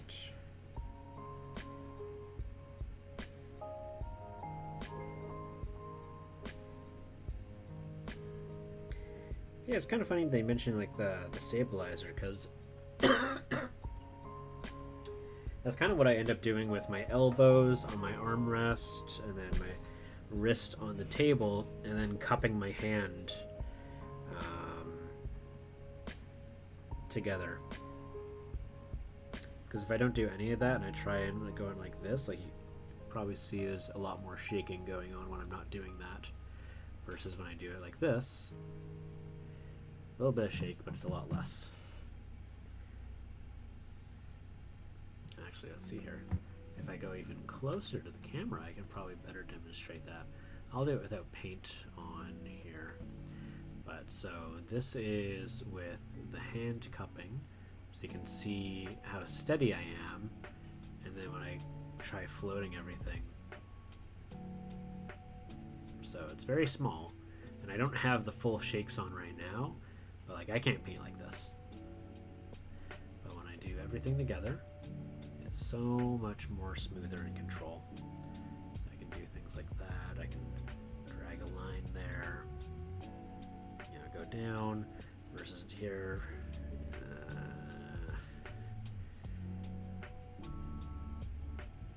Yeah, so I can still do it, but it's a massive difference in the amount of effort that I'm putting in. I thought I would demonstrate that since I feel I have the shakes right now. It's not as bad as it gets. But yeah, so important, especially on finer details. Oh my goodness, you mean like all these tiny little bronze lines that I'm doing right now? Yeah, it's a huge difference. It doesn't help that I can feel my paint drying on me.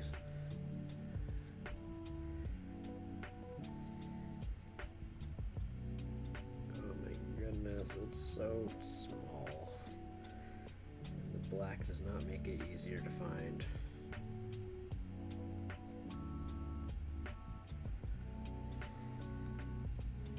Yeah, that one's pretty on the line. Perfect. Good.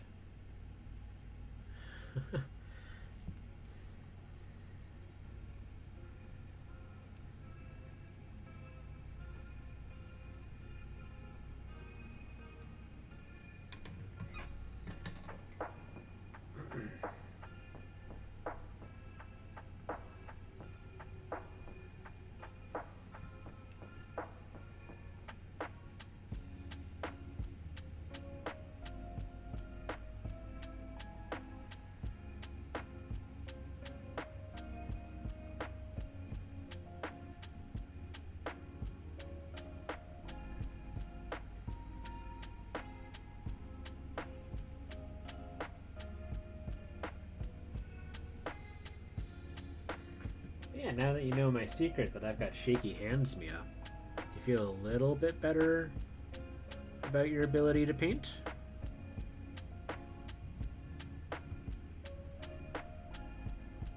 Hey, it's all good, Dave. No worries.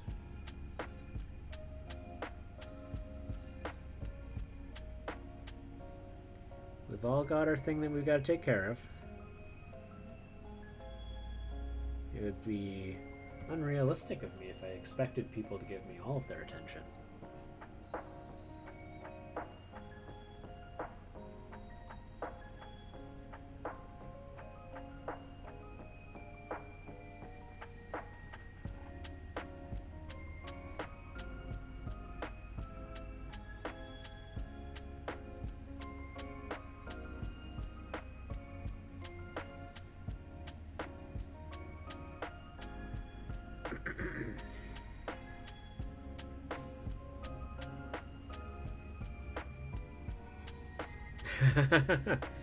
You know what? When things return to normal again, you and me can do a little co-stream, and we can, you know, have Fiddlewort join in, and we can just paint some skeletons together.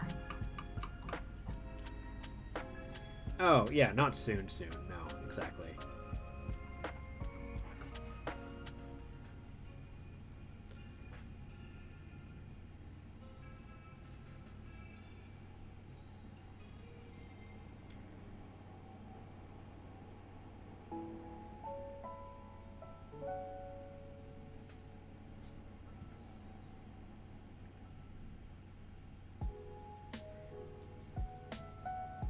I'm very interested to find out what that project with the profile painting is for. I'm very fascinated.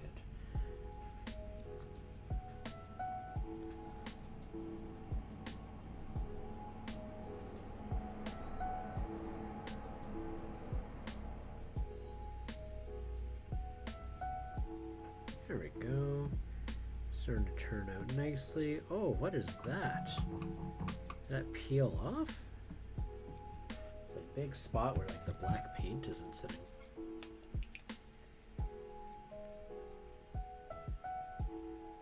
And here I am.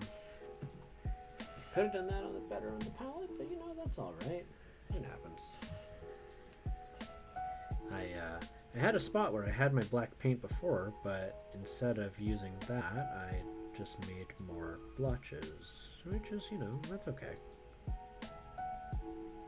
I'll make mistakes.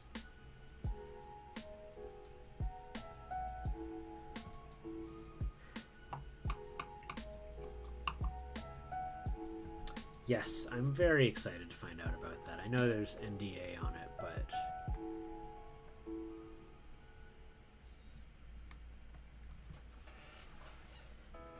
I'm very excited to find out what the end results are.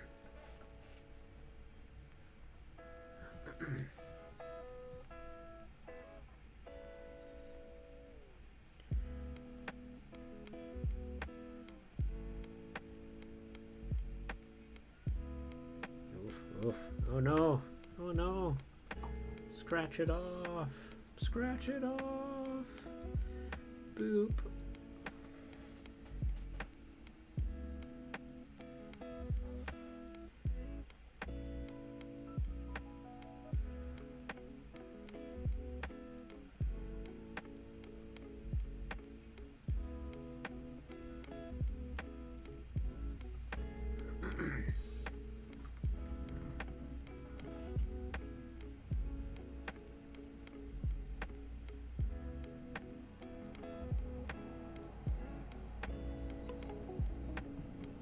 Alright, so that is looking much nicer. I'm really liking how spiffy his boots look. All spiffy-like. Yeah.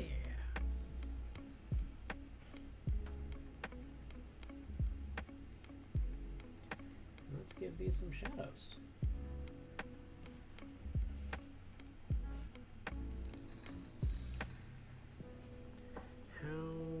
How wet is this? Is this soaking? No.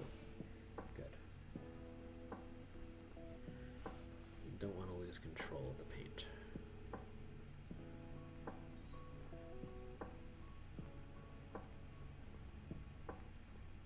No, it's a little too saturated. There we go. Should be better now.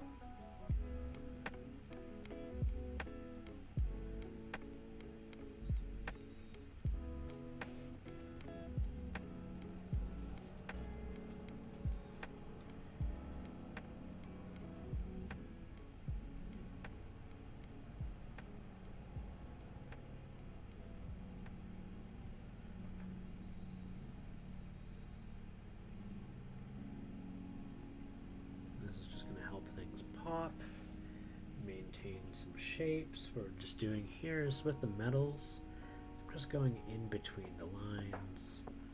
I'm just creating some extra depth. I can see I need to redo some of these metals, but that's okay. I'm not going over the whole thing, so I can still correct that afterwards.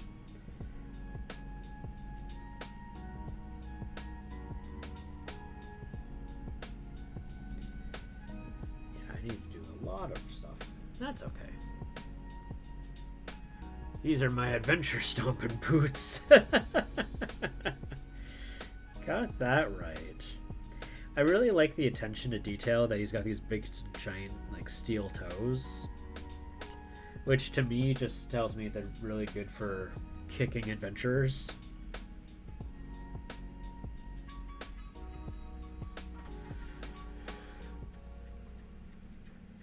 He's Mr. Plunderer Stomper.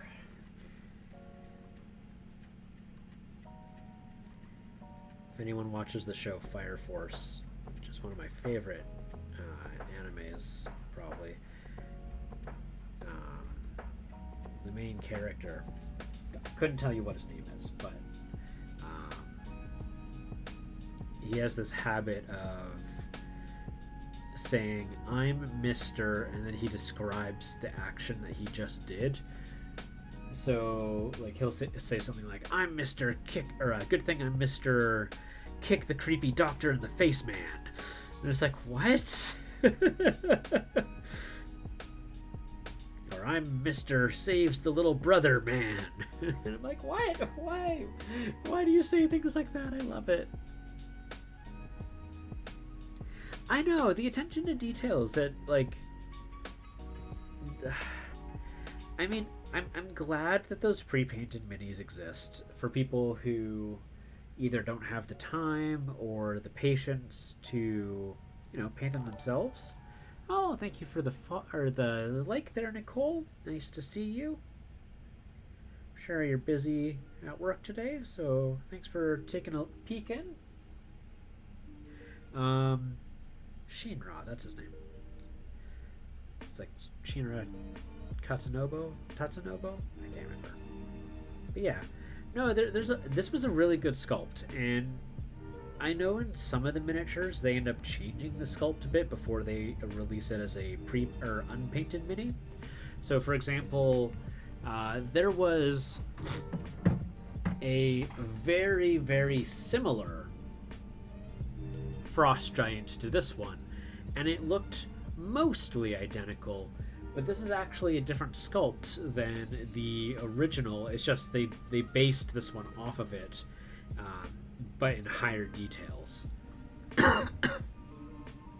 Whereas with the Storm Giant and the Fire Giant, they use the exact same sculpt and then just released it out as an unpainted mini. Which I'm glad they did, because this is a very nice model.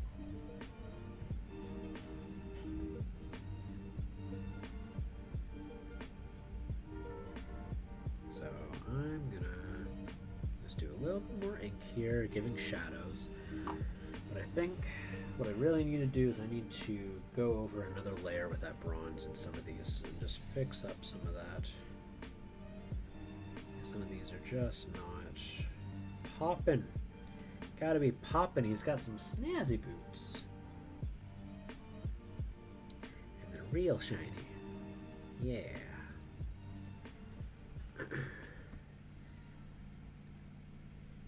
Shiny boot, shiny boot.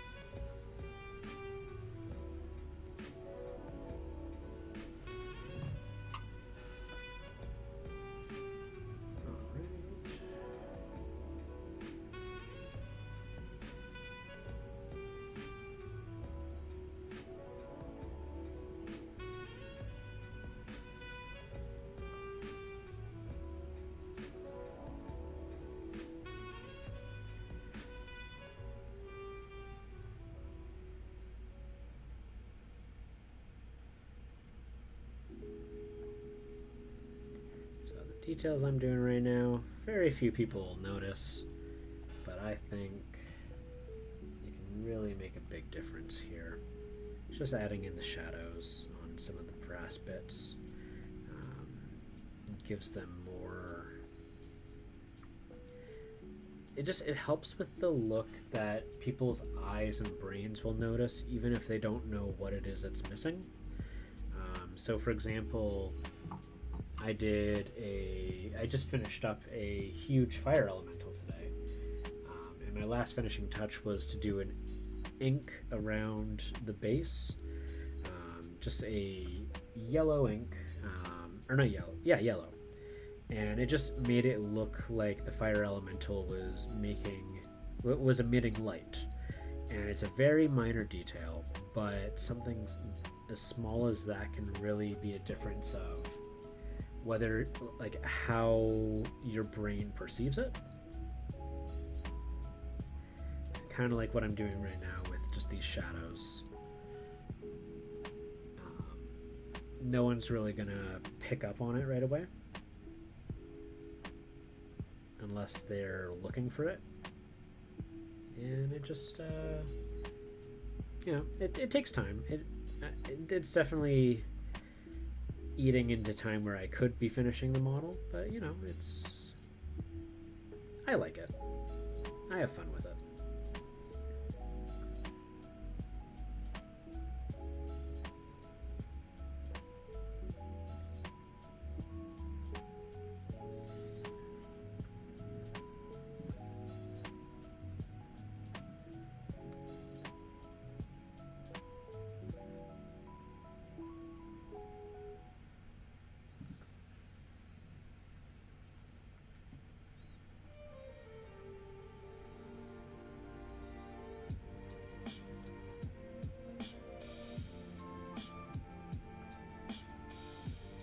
There we go. We can see a little bit of that right now. Oh, I can see it. You can't. There we go. Now let's fix the lighting up in here a little bit. Oh, that is too bright. There we go. You can see a little bit of that there.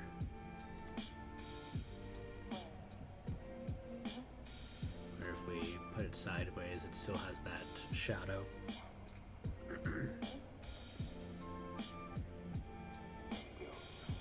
This is why I like inks. You can do things like this. You can paint something up and you can add shadows to it afterwards. I mean, you could do that with any acrylic paint, but I find inks does a really good job at it with its transparency. Oh, and I can see I need to do even more highlights on these. That's okay. We'll just spread those inks out a bit.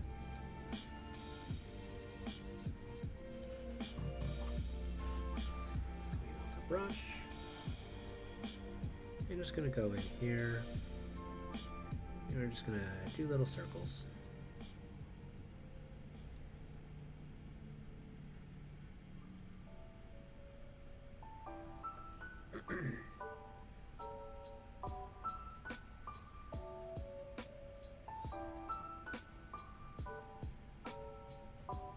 There we go. Ah, heck.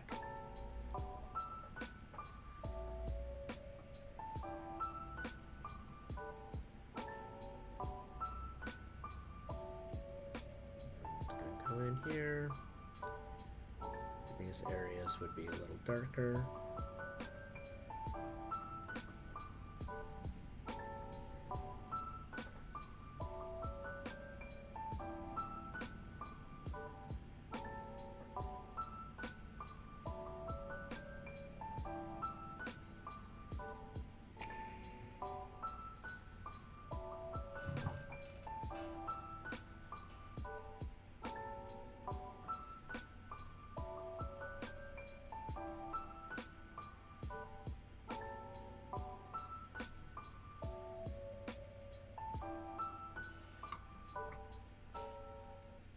Go.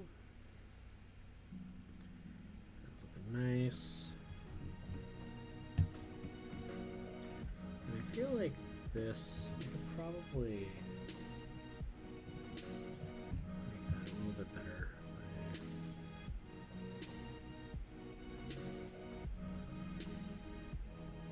Yeah, it's a little too red.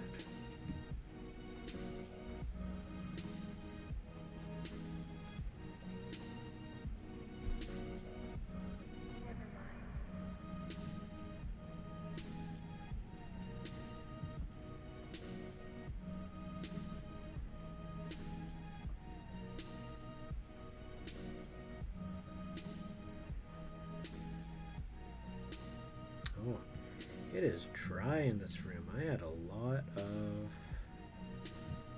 water in my water palette, and I don't so much anymore.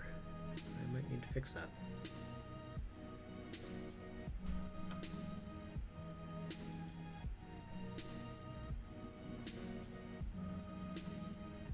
Alright, give me 1 second. I'll be right back.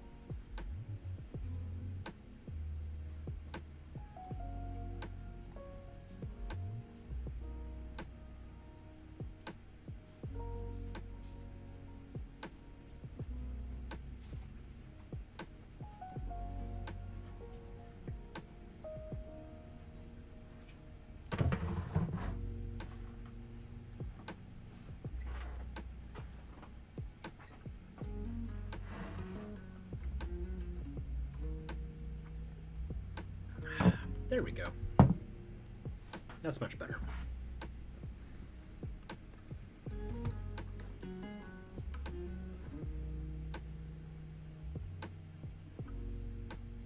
Ooh. There's a lot going on there. All right.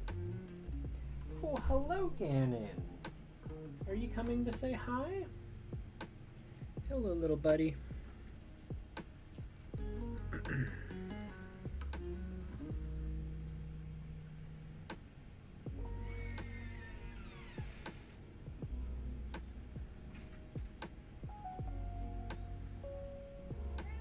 Hi.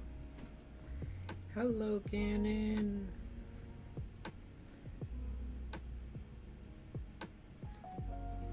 Nice to see you, buddy.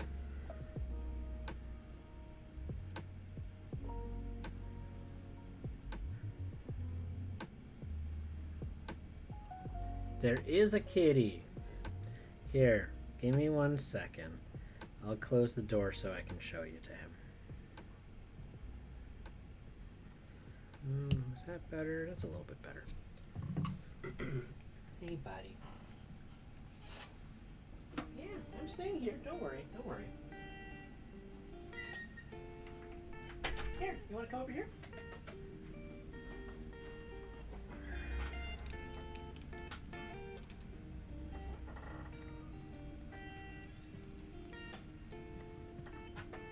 Hey, Ganon.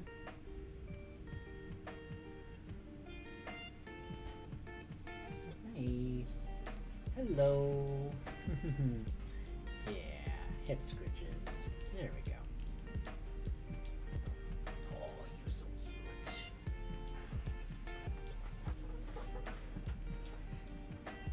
He's lovely. Yeah. You're not doing it right unless you give the cat head scritches. There we go. Yeah, he's got himself in a cone because scratched his head a little bit too hard again. You know how it is.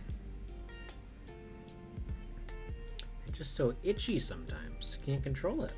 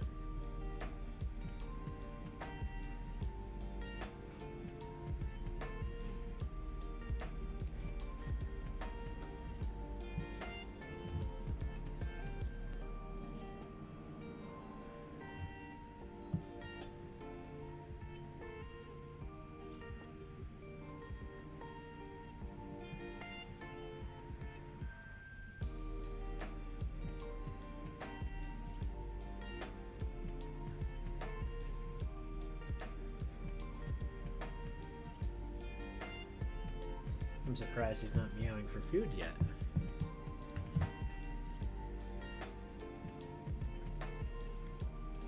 Usually around this time, he would be screaming at the top of his lungs, food, food. I wonder if he's finally learned that doesn't do anything except for get him kicked out. Oh goodness, I have to reopen that door for airflow. Oh. Kitty. Oh, it's a sun trap in this room.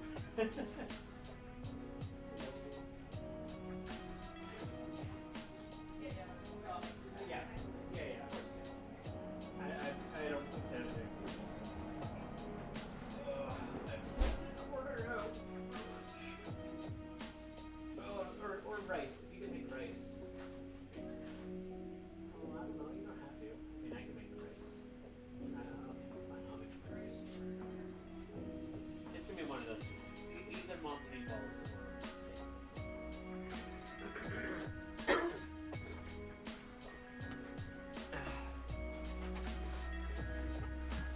or... Okay. What color do I want to do this frill? I should really put a color on that frill. That's going to make things look different. Let's see here. Storm, Giant, painted. Ow. Bit my tongue.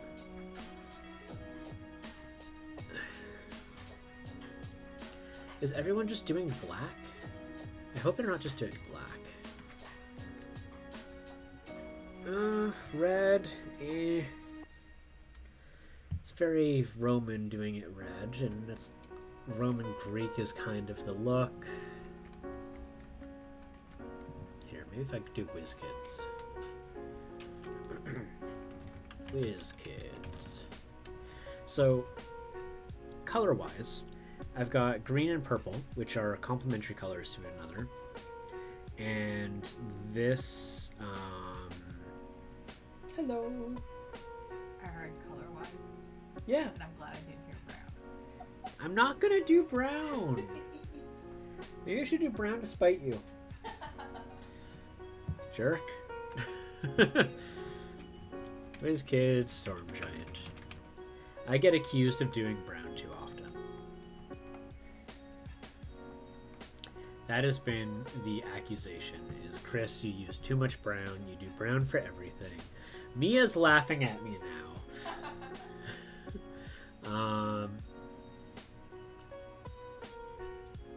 I'm so tempted just to do brown, just to be difficult. I really am. Let's see here. I'm not going to. I think brown would be ugly. You're enjoying this? I'm glad you're enjoying this. This is authentic banter between me and her.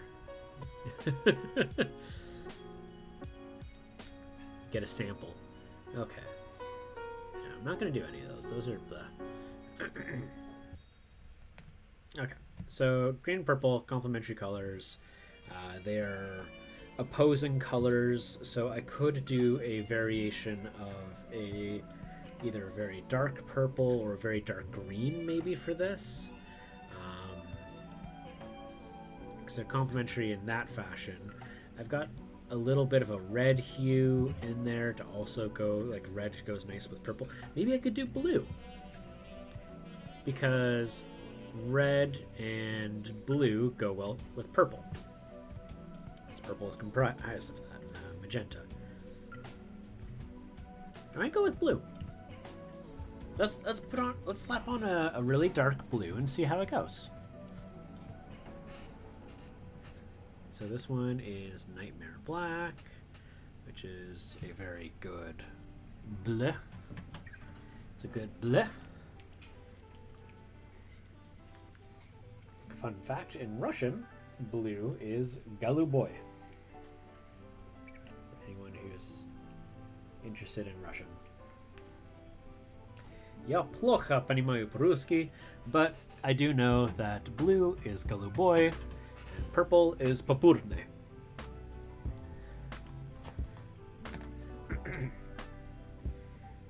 And That is 8 years of me learning Russian and not memorizing anything. I know a little bit of Russian. I know enough Russian to have a dedicated Russian name. I come from a Russian community, in fact.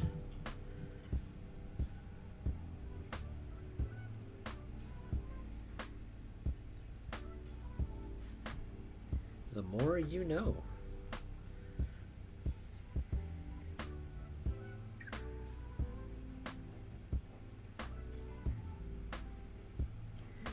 Yeah, but the only colors I remember are like Galuboy, Pupurne, Oranževe, which is orange. I can read Cyrillic out loud. I usually don't know what I'm reading, though. I don't understand it.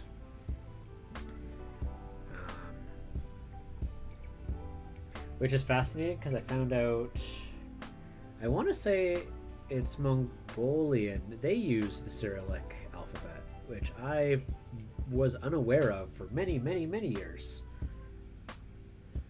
So I can, provided the pronunciation of the characters is close enough, I can read that out loud, but I will not know what I'm saying. I need to stress that. So I might say foul things and I don't know it. So I'm sorry. What is green? Let's see here. Yeah, you can test it out. Yeah, same. When I visited Mongolia via Google Maps and looked around, and I was very surprised. Google Street View. Yeah, no. I knew what you meant when you said Google Maps. Yeah, they use the Cyrillic alphabet. I do not know why. I don't know if there was a Russian presence there.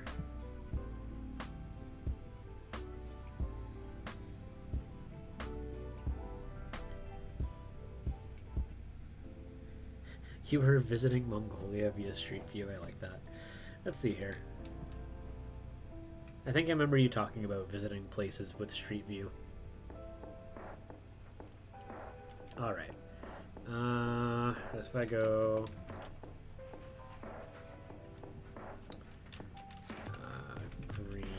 Google Translate, they're pretty close to Russia. Maybe, I don't know. I'll take your word for it. So if I go Russian, and I go this, and I take green, Zeleny? Really? Zeleny? Is that the only word for green? I do not remember that being green. Zeleny.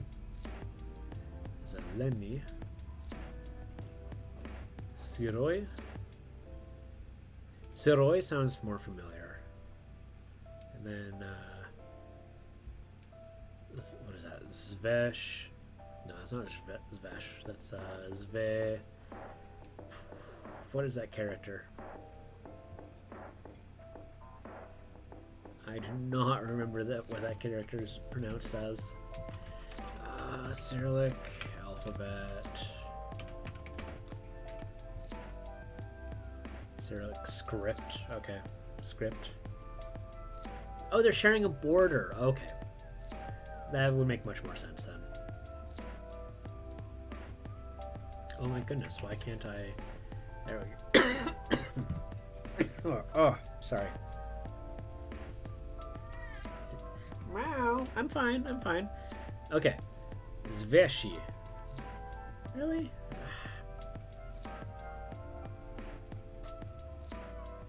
Zeleny doesn't sound right. Зеленый.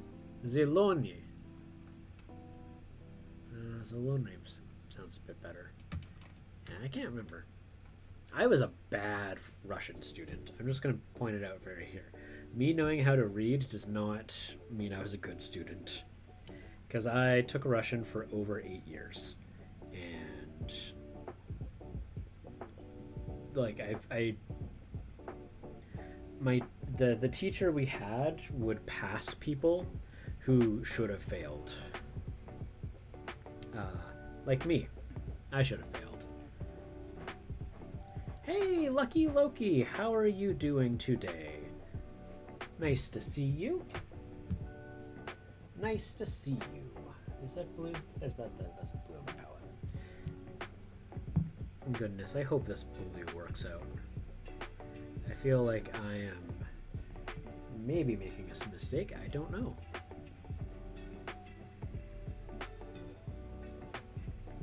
What are you up to today, Lucky Loki?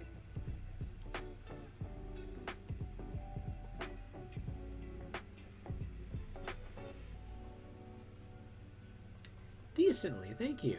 Highlighting your Diglett Marines. I love that so much. I can't express just how much fun I've been having keeping track of that. I look forward to more photos.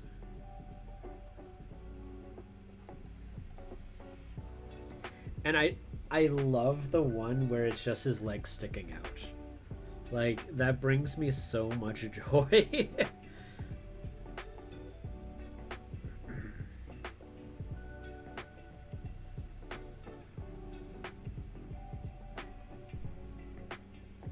I just wanted to share with you that.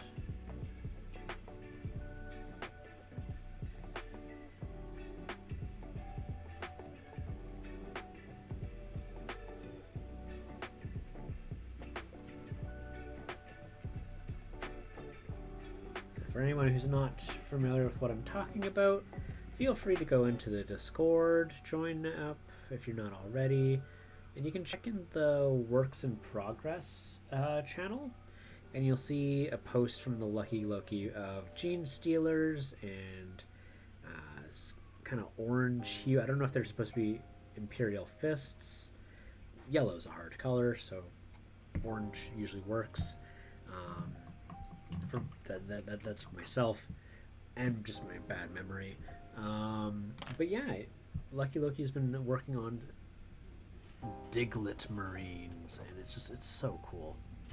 I actually posted the picture in your Discord, work in progress, but highlighted and pretty. Oh, you just posted? Okay, I'll have to check it out. Give me a second here. I'm just gonna put in some paint. I have Discord closed at the moment, so I haven't seen that notification.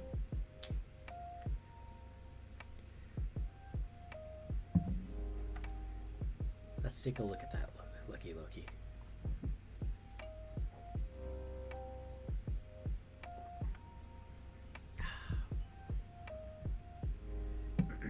So I see Miniocalypse is a Johnny Goldmane. Ooh, Colin put in. I think is that the Gale Force 9 Umber Hulk, or is that the Wizards or the WizKids Umber Hulk? I can't tell. Maybe it's a Reaper one from the 4th edition Dungeon Commander boxes. Okay, it is the 4th edition one. Ah, excellent. That.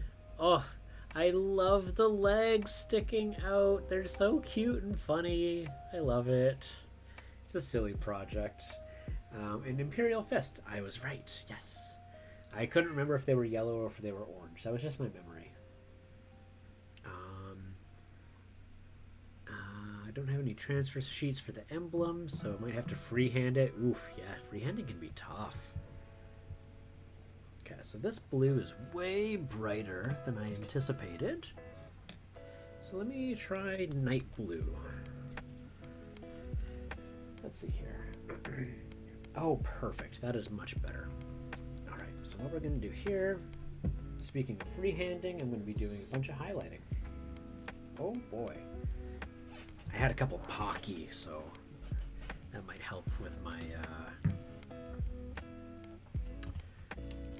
what do you call? Shaky hands. Why are you being bossy right now? You were so good for so long. Oh, you heard me get excited and now you want food? You want a snack now. That's what you get, Mia, for talking about food. It's your fault. It's not your fault. You're a wonderful person. If I fudge it up, it's okay. It's just for your own creative pleasure. Exactly. Exactly.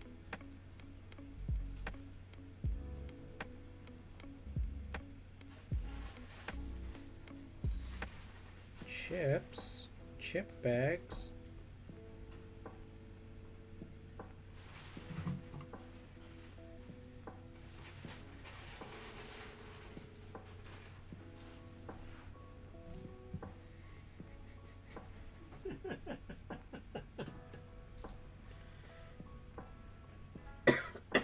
Ugh.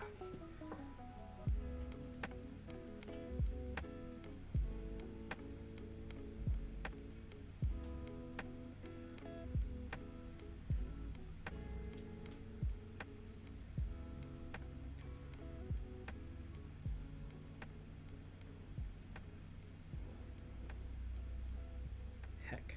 Boop. Do you want to take him back? He's really loud. Maybe.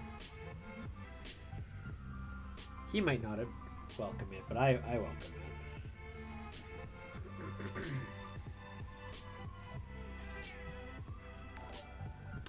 Oh, thank you for the follow there, Dave. Nice to see you.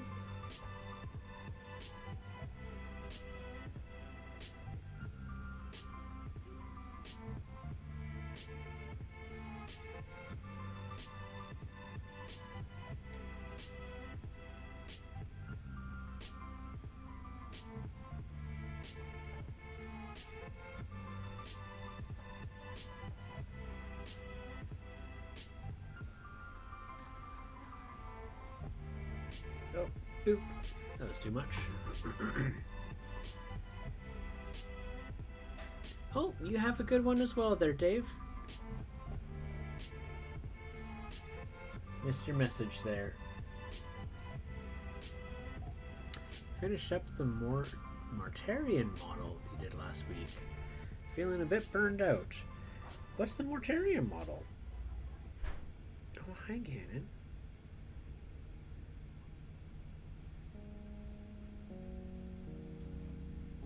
Hey, don't play with the lights. You little rascal. There, you want some of that? Not food. There you go.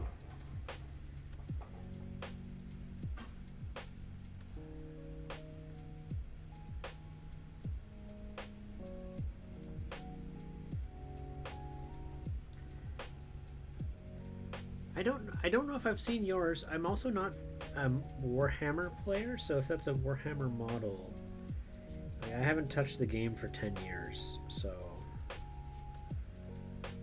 I am very. You can consider me so out of the loop that I just may as well be a new player. He's the Demon Primarch of the Death Guard, the Plague Marines. Oh! I think I did see that, Lucky Loki. I think I remember you sharing that in Giggling Geekettes stream. That was a very cool model. It is in the Discord for my viewing pleasure. Thank you. Yes, I did see it. But now everyone else gets to see it. It's a great paint job you did.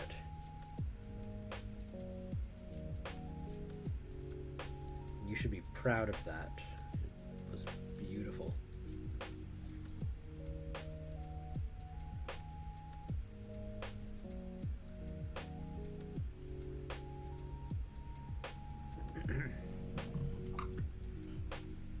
It took a lot of effort and crammed into 2 weeks. Woo-wee.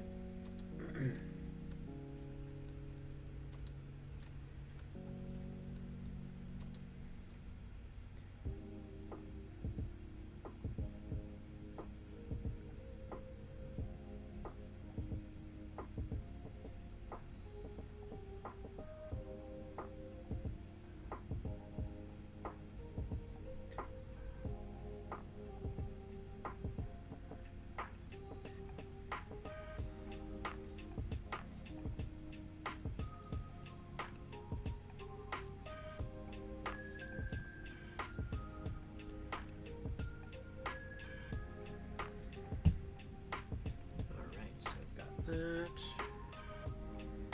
Yeah, top of it here. Go boop, and then a boop, and a boop. Not really gonna array too much. Just want to get some kind of shape in here. It's all just fades out anyways. Short break with some stuff, and then go back to finish them up, adding highlights and stuff. Yeah, no, a big complicated model, because that model has a lot of stuff going on in it. It's a very cool model. I do like me some Plague Marines. Yeah, I don't even play Warhammer anymore. But I do like the aesthetic of the grossness of Plague Marines.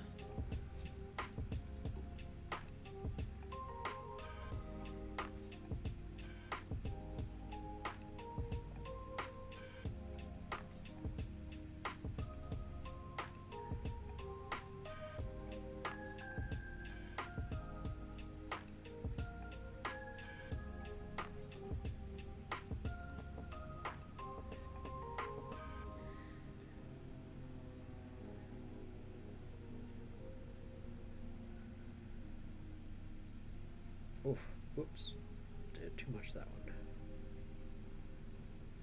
Goodness gracious. It's definitely getting to be time for me to eat food.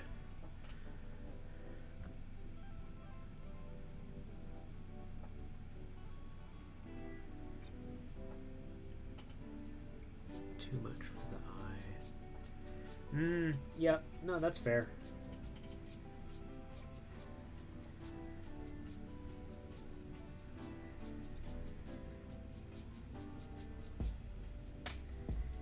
Yeah, as a painter, you have to be selective on which details you want to bring attention to.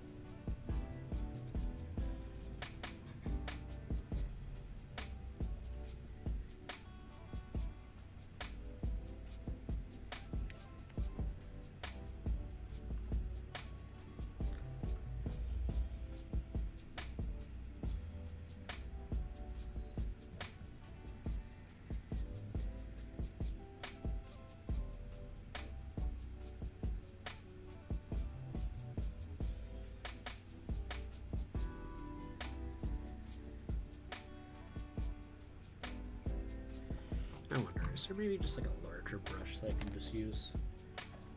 Something without quite as fine of a tip. 6 is too big. What about a 5? Do I have a 5? Or did I turn my 5 into a dry brush? I don't know, let's find out. Oh, that's a 3. It's gotta be in here somewhere. Are you the 5? No, you're a flathead. I don't want you. Not looking for no flathead. That's an 8. Did it like jump an abandoned ship? Why can't I find it? 8, 2. I am missing brushes. I'm missing a lot of brushes. Where'd all the brushes go? Well, jeez. Must be that time when the brushes jumped out of the thing. Alright, cool. Well, you know, Just gotta use what I got. That's how she goes. Yeah, I'm missing a brush. But, you know, that's fine. I'll give this number 6 a try.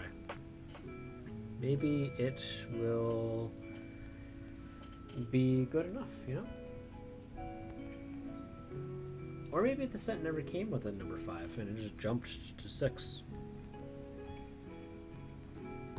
I can see there's a little excess moisture in the belly, so we're just going to take that out. Let's see here. Meow.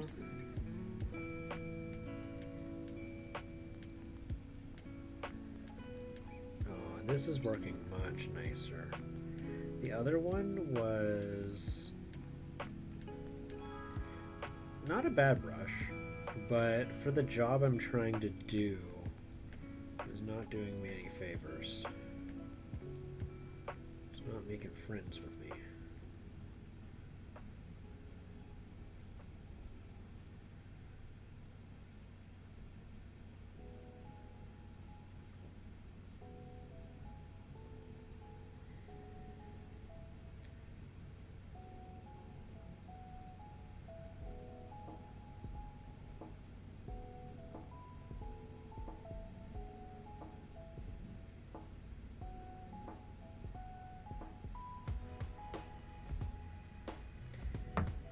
Okay, so we can see it's starting to come out.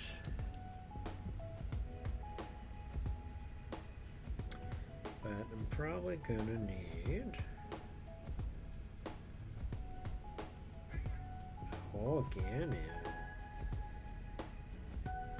Probably gonna need to go a shade higher. But we'll just go one more coat with this color here. Hi, Ganon. I'm aware you're hungry and demanding. Don't worry, no one's missed out on that. My fuzzy co-host. Wow.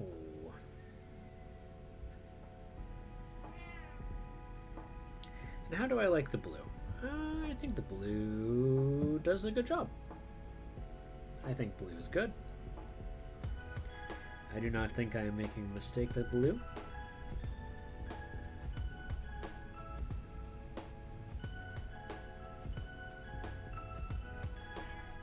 Ganon, what is it, buddy?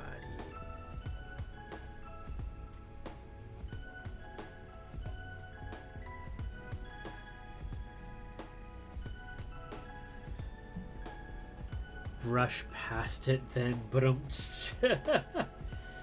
hey now. That's a good pun. I like that.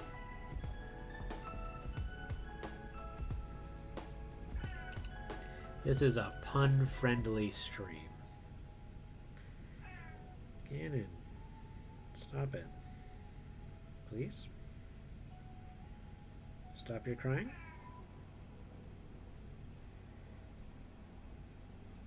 Look, Ganon, people know that I feed you. You don't need to put on the starving child routine. Like,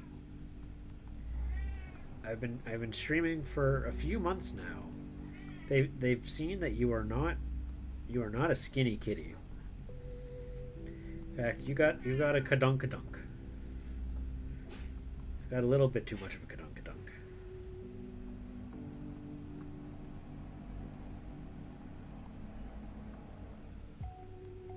Not fooling anyone. He's just sitting next to the food bowl now. He's a bungry. He is. He's a bungry hayby. A hungry baby. He's very vocal about it.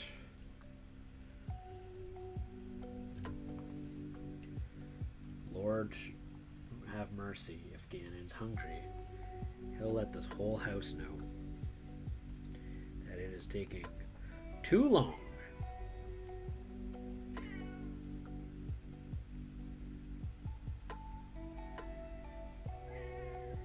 Yeah, I know. You're very hungry.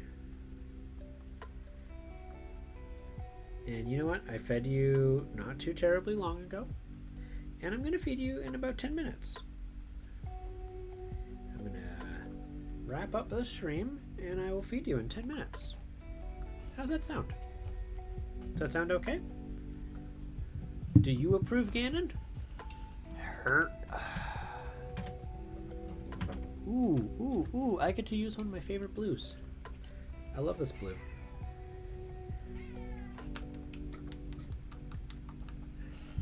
Or should I go even brighter? How bright is this blue compared to that blue? Ganon. Am I going to notice a difference? They're kind of similar. Oh, heck. I wasted some of it. Ganon! Oh my goodness.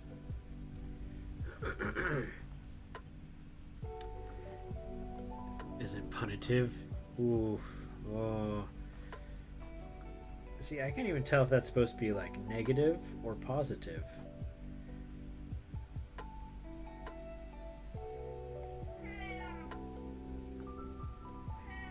Ganon, oh my goodness. Buddy. It's all right. It's all right.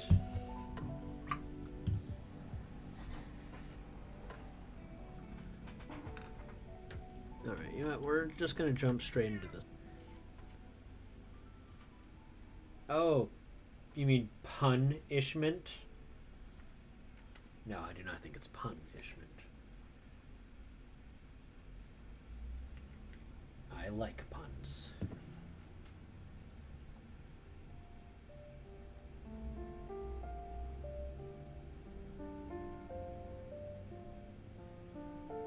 I gotta mix my paints. What is this nonsense? Mixing paint with the common folk. That's a joke. I have some 100+ bottles of paint, and I still have to mix my paints. Everyone should be mixing their paints. There's no reason to not mix your paints.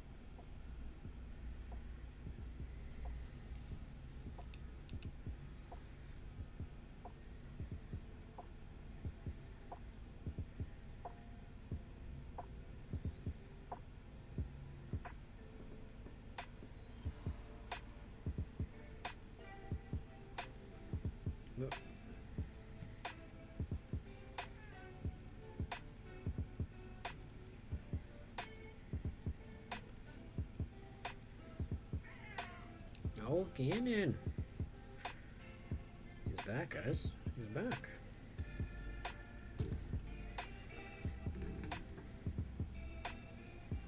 And it hasn't even been a full day.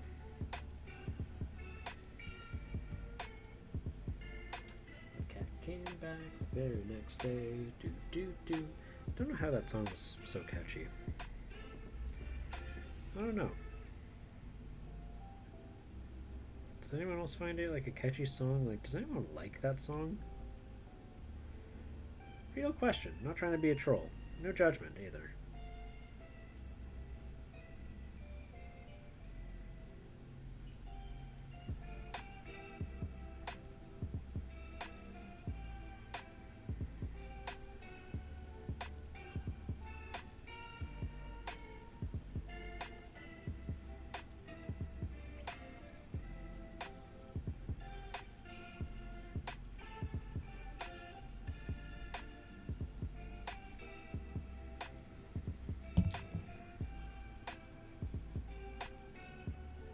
What song? Not sure what song you're referring to. The Cat Came Back song. Do you guys not know the Cat Came Back song?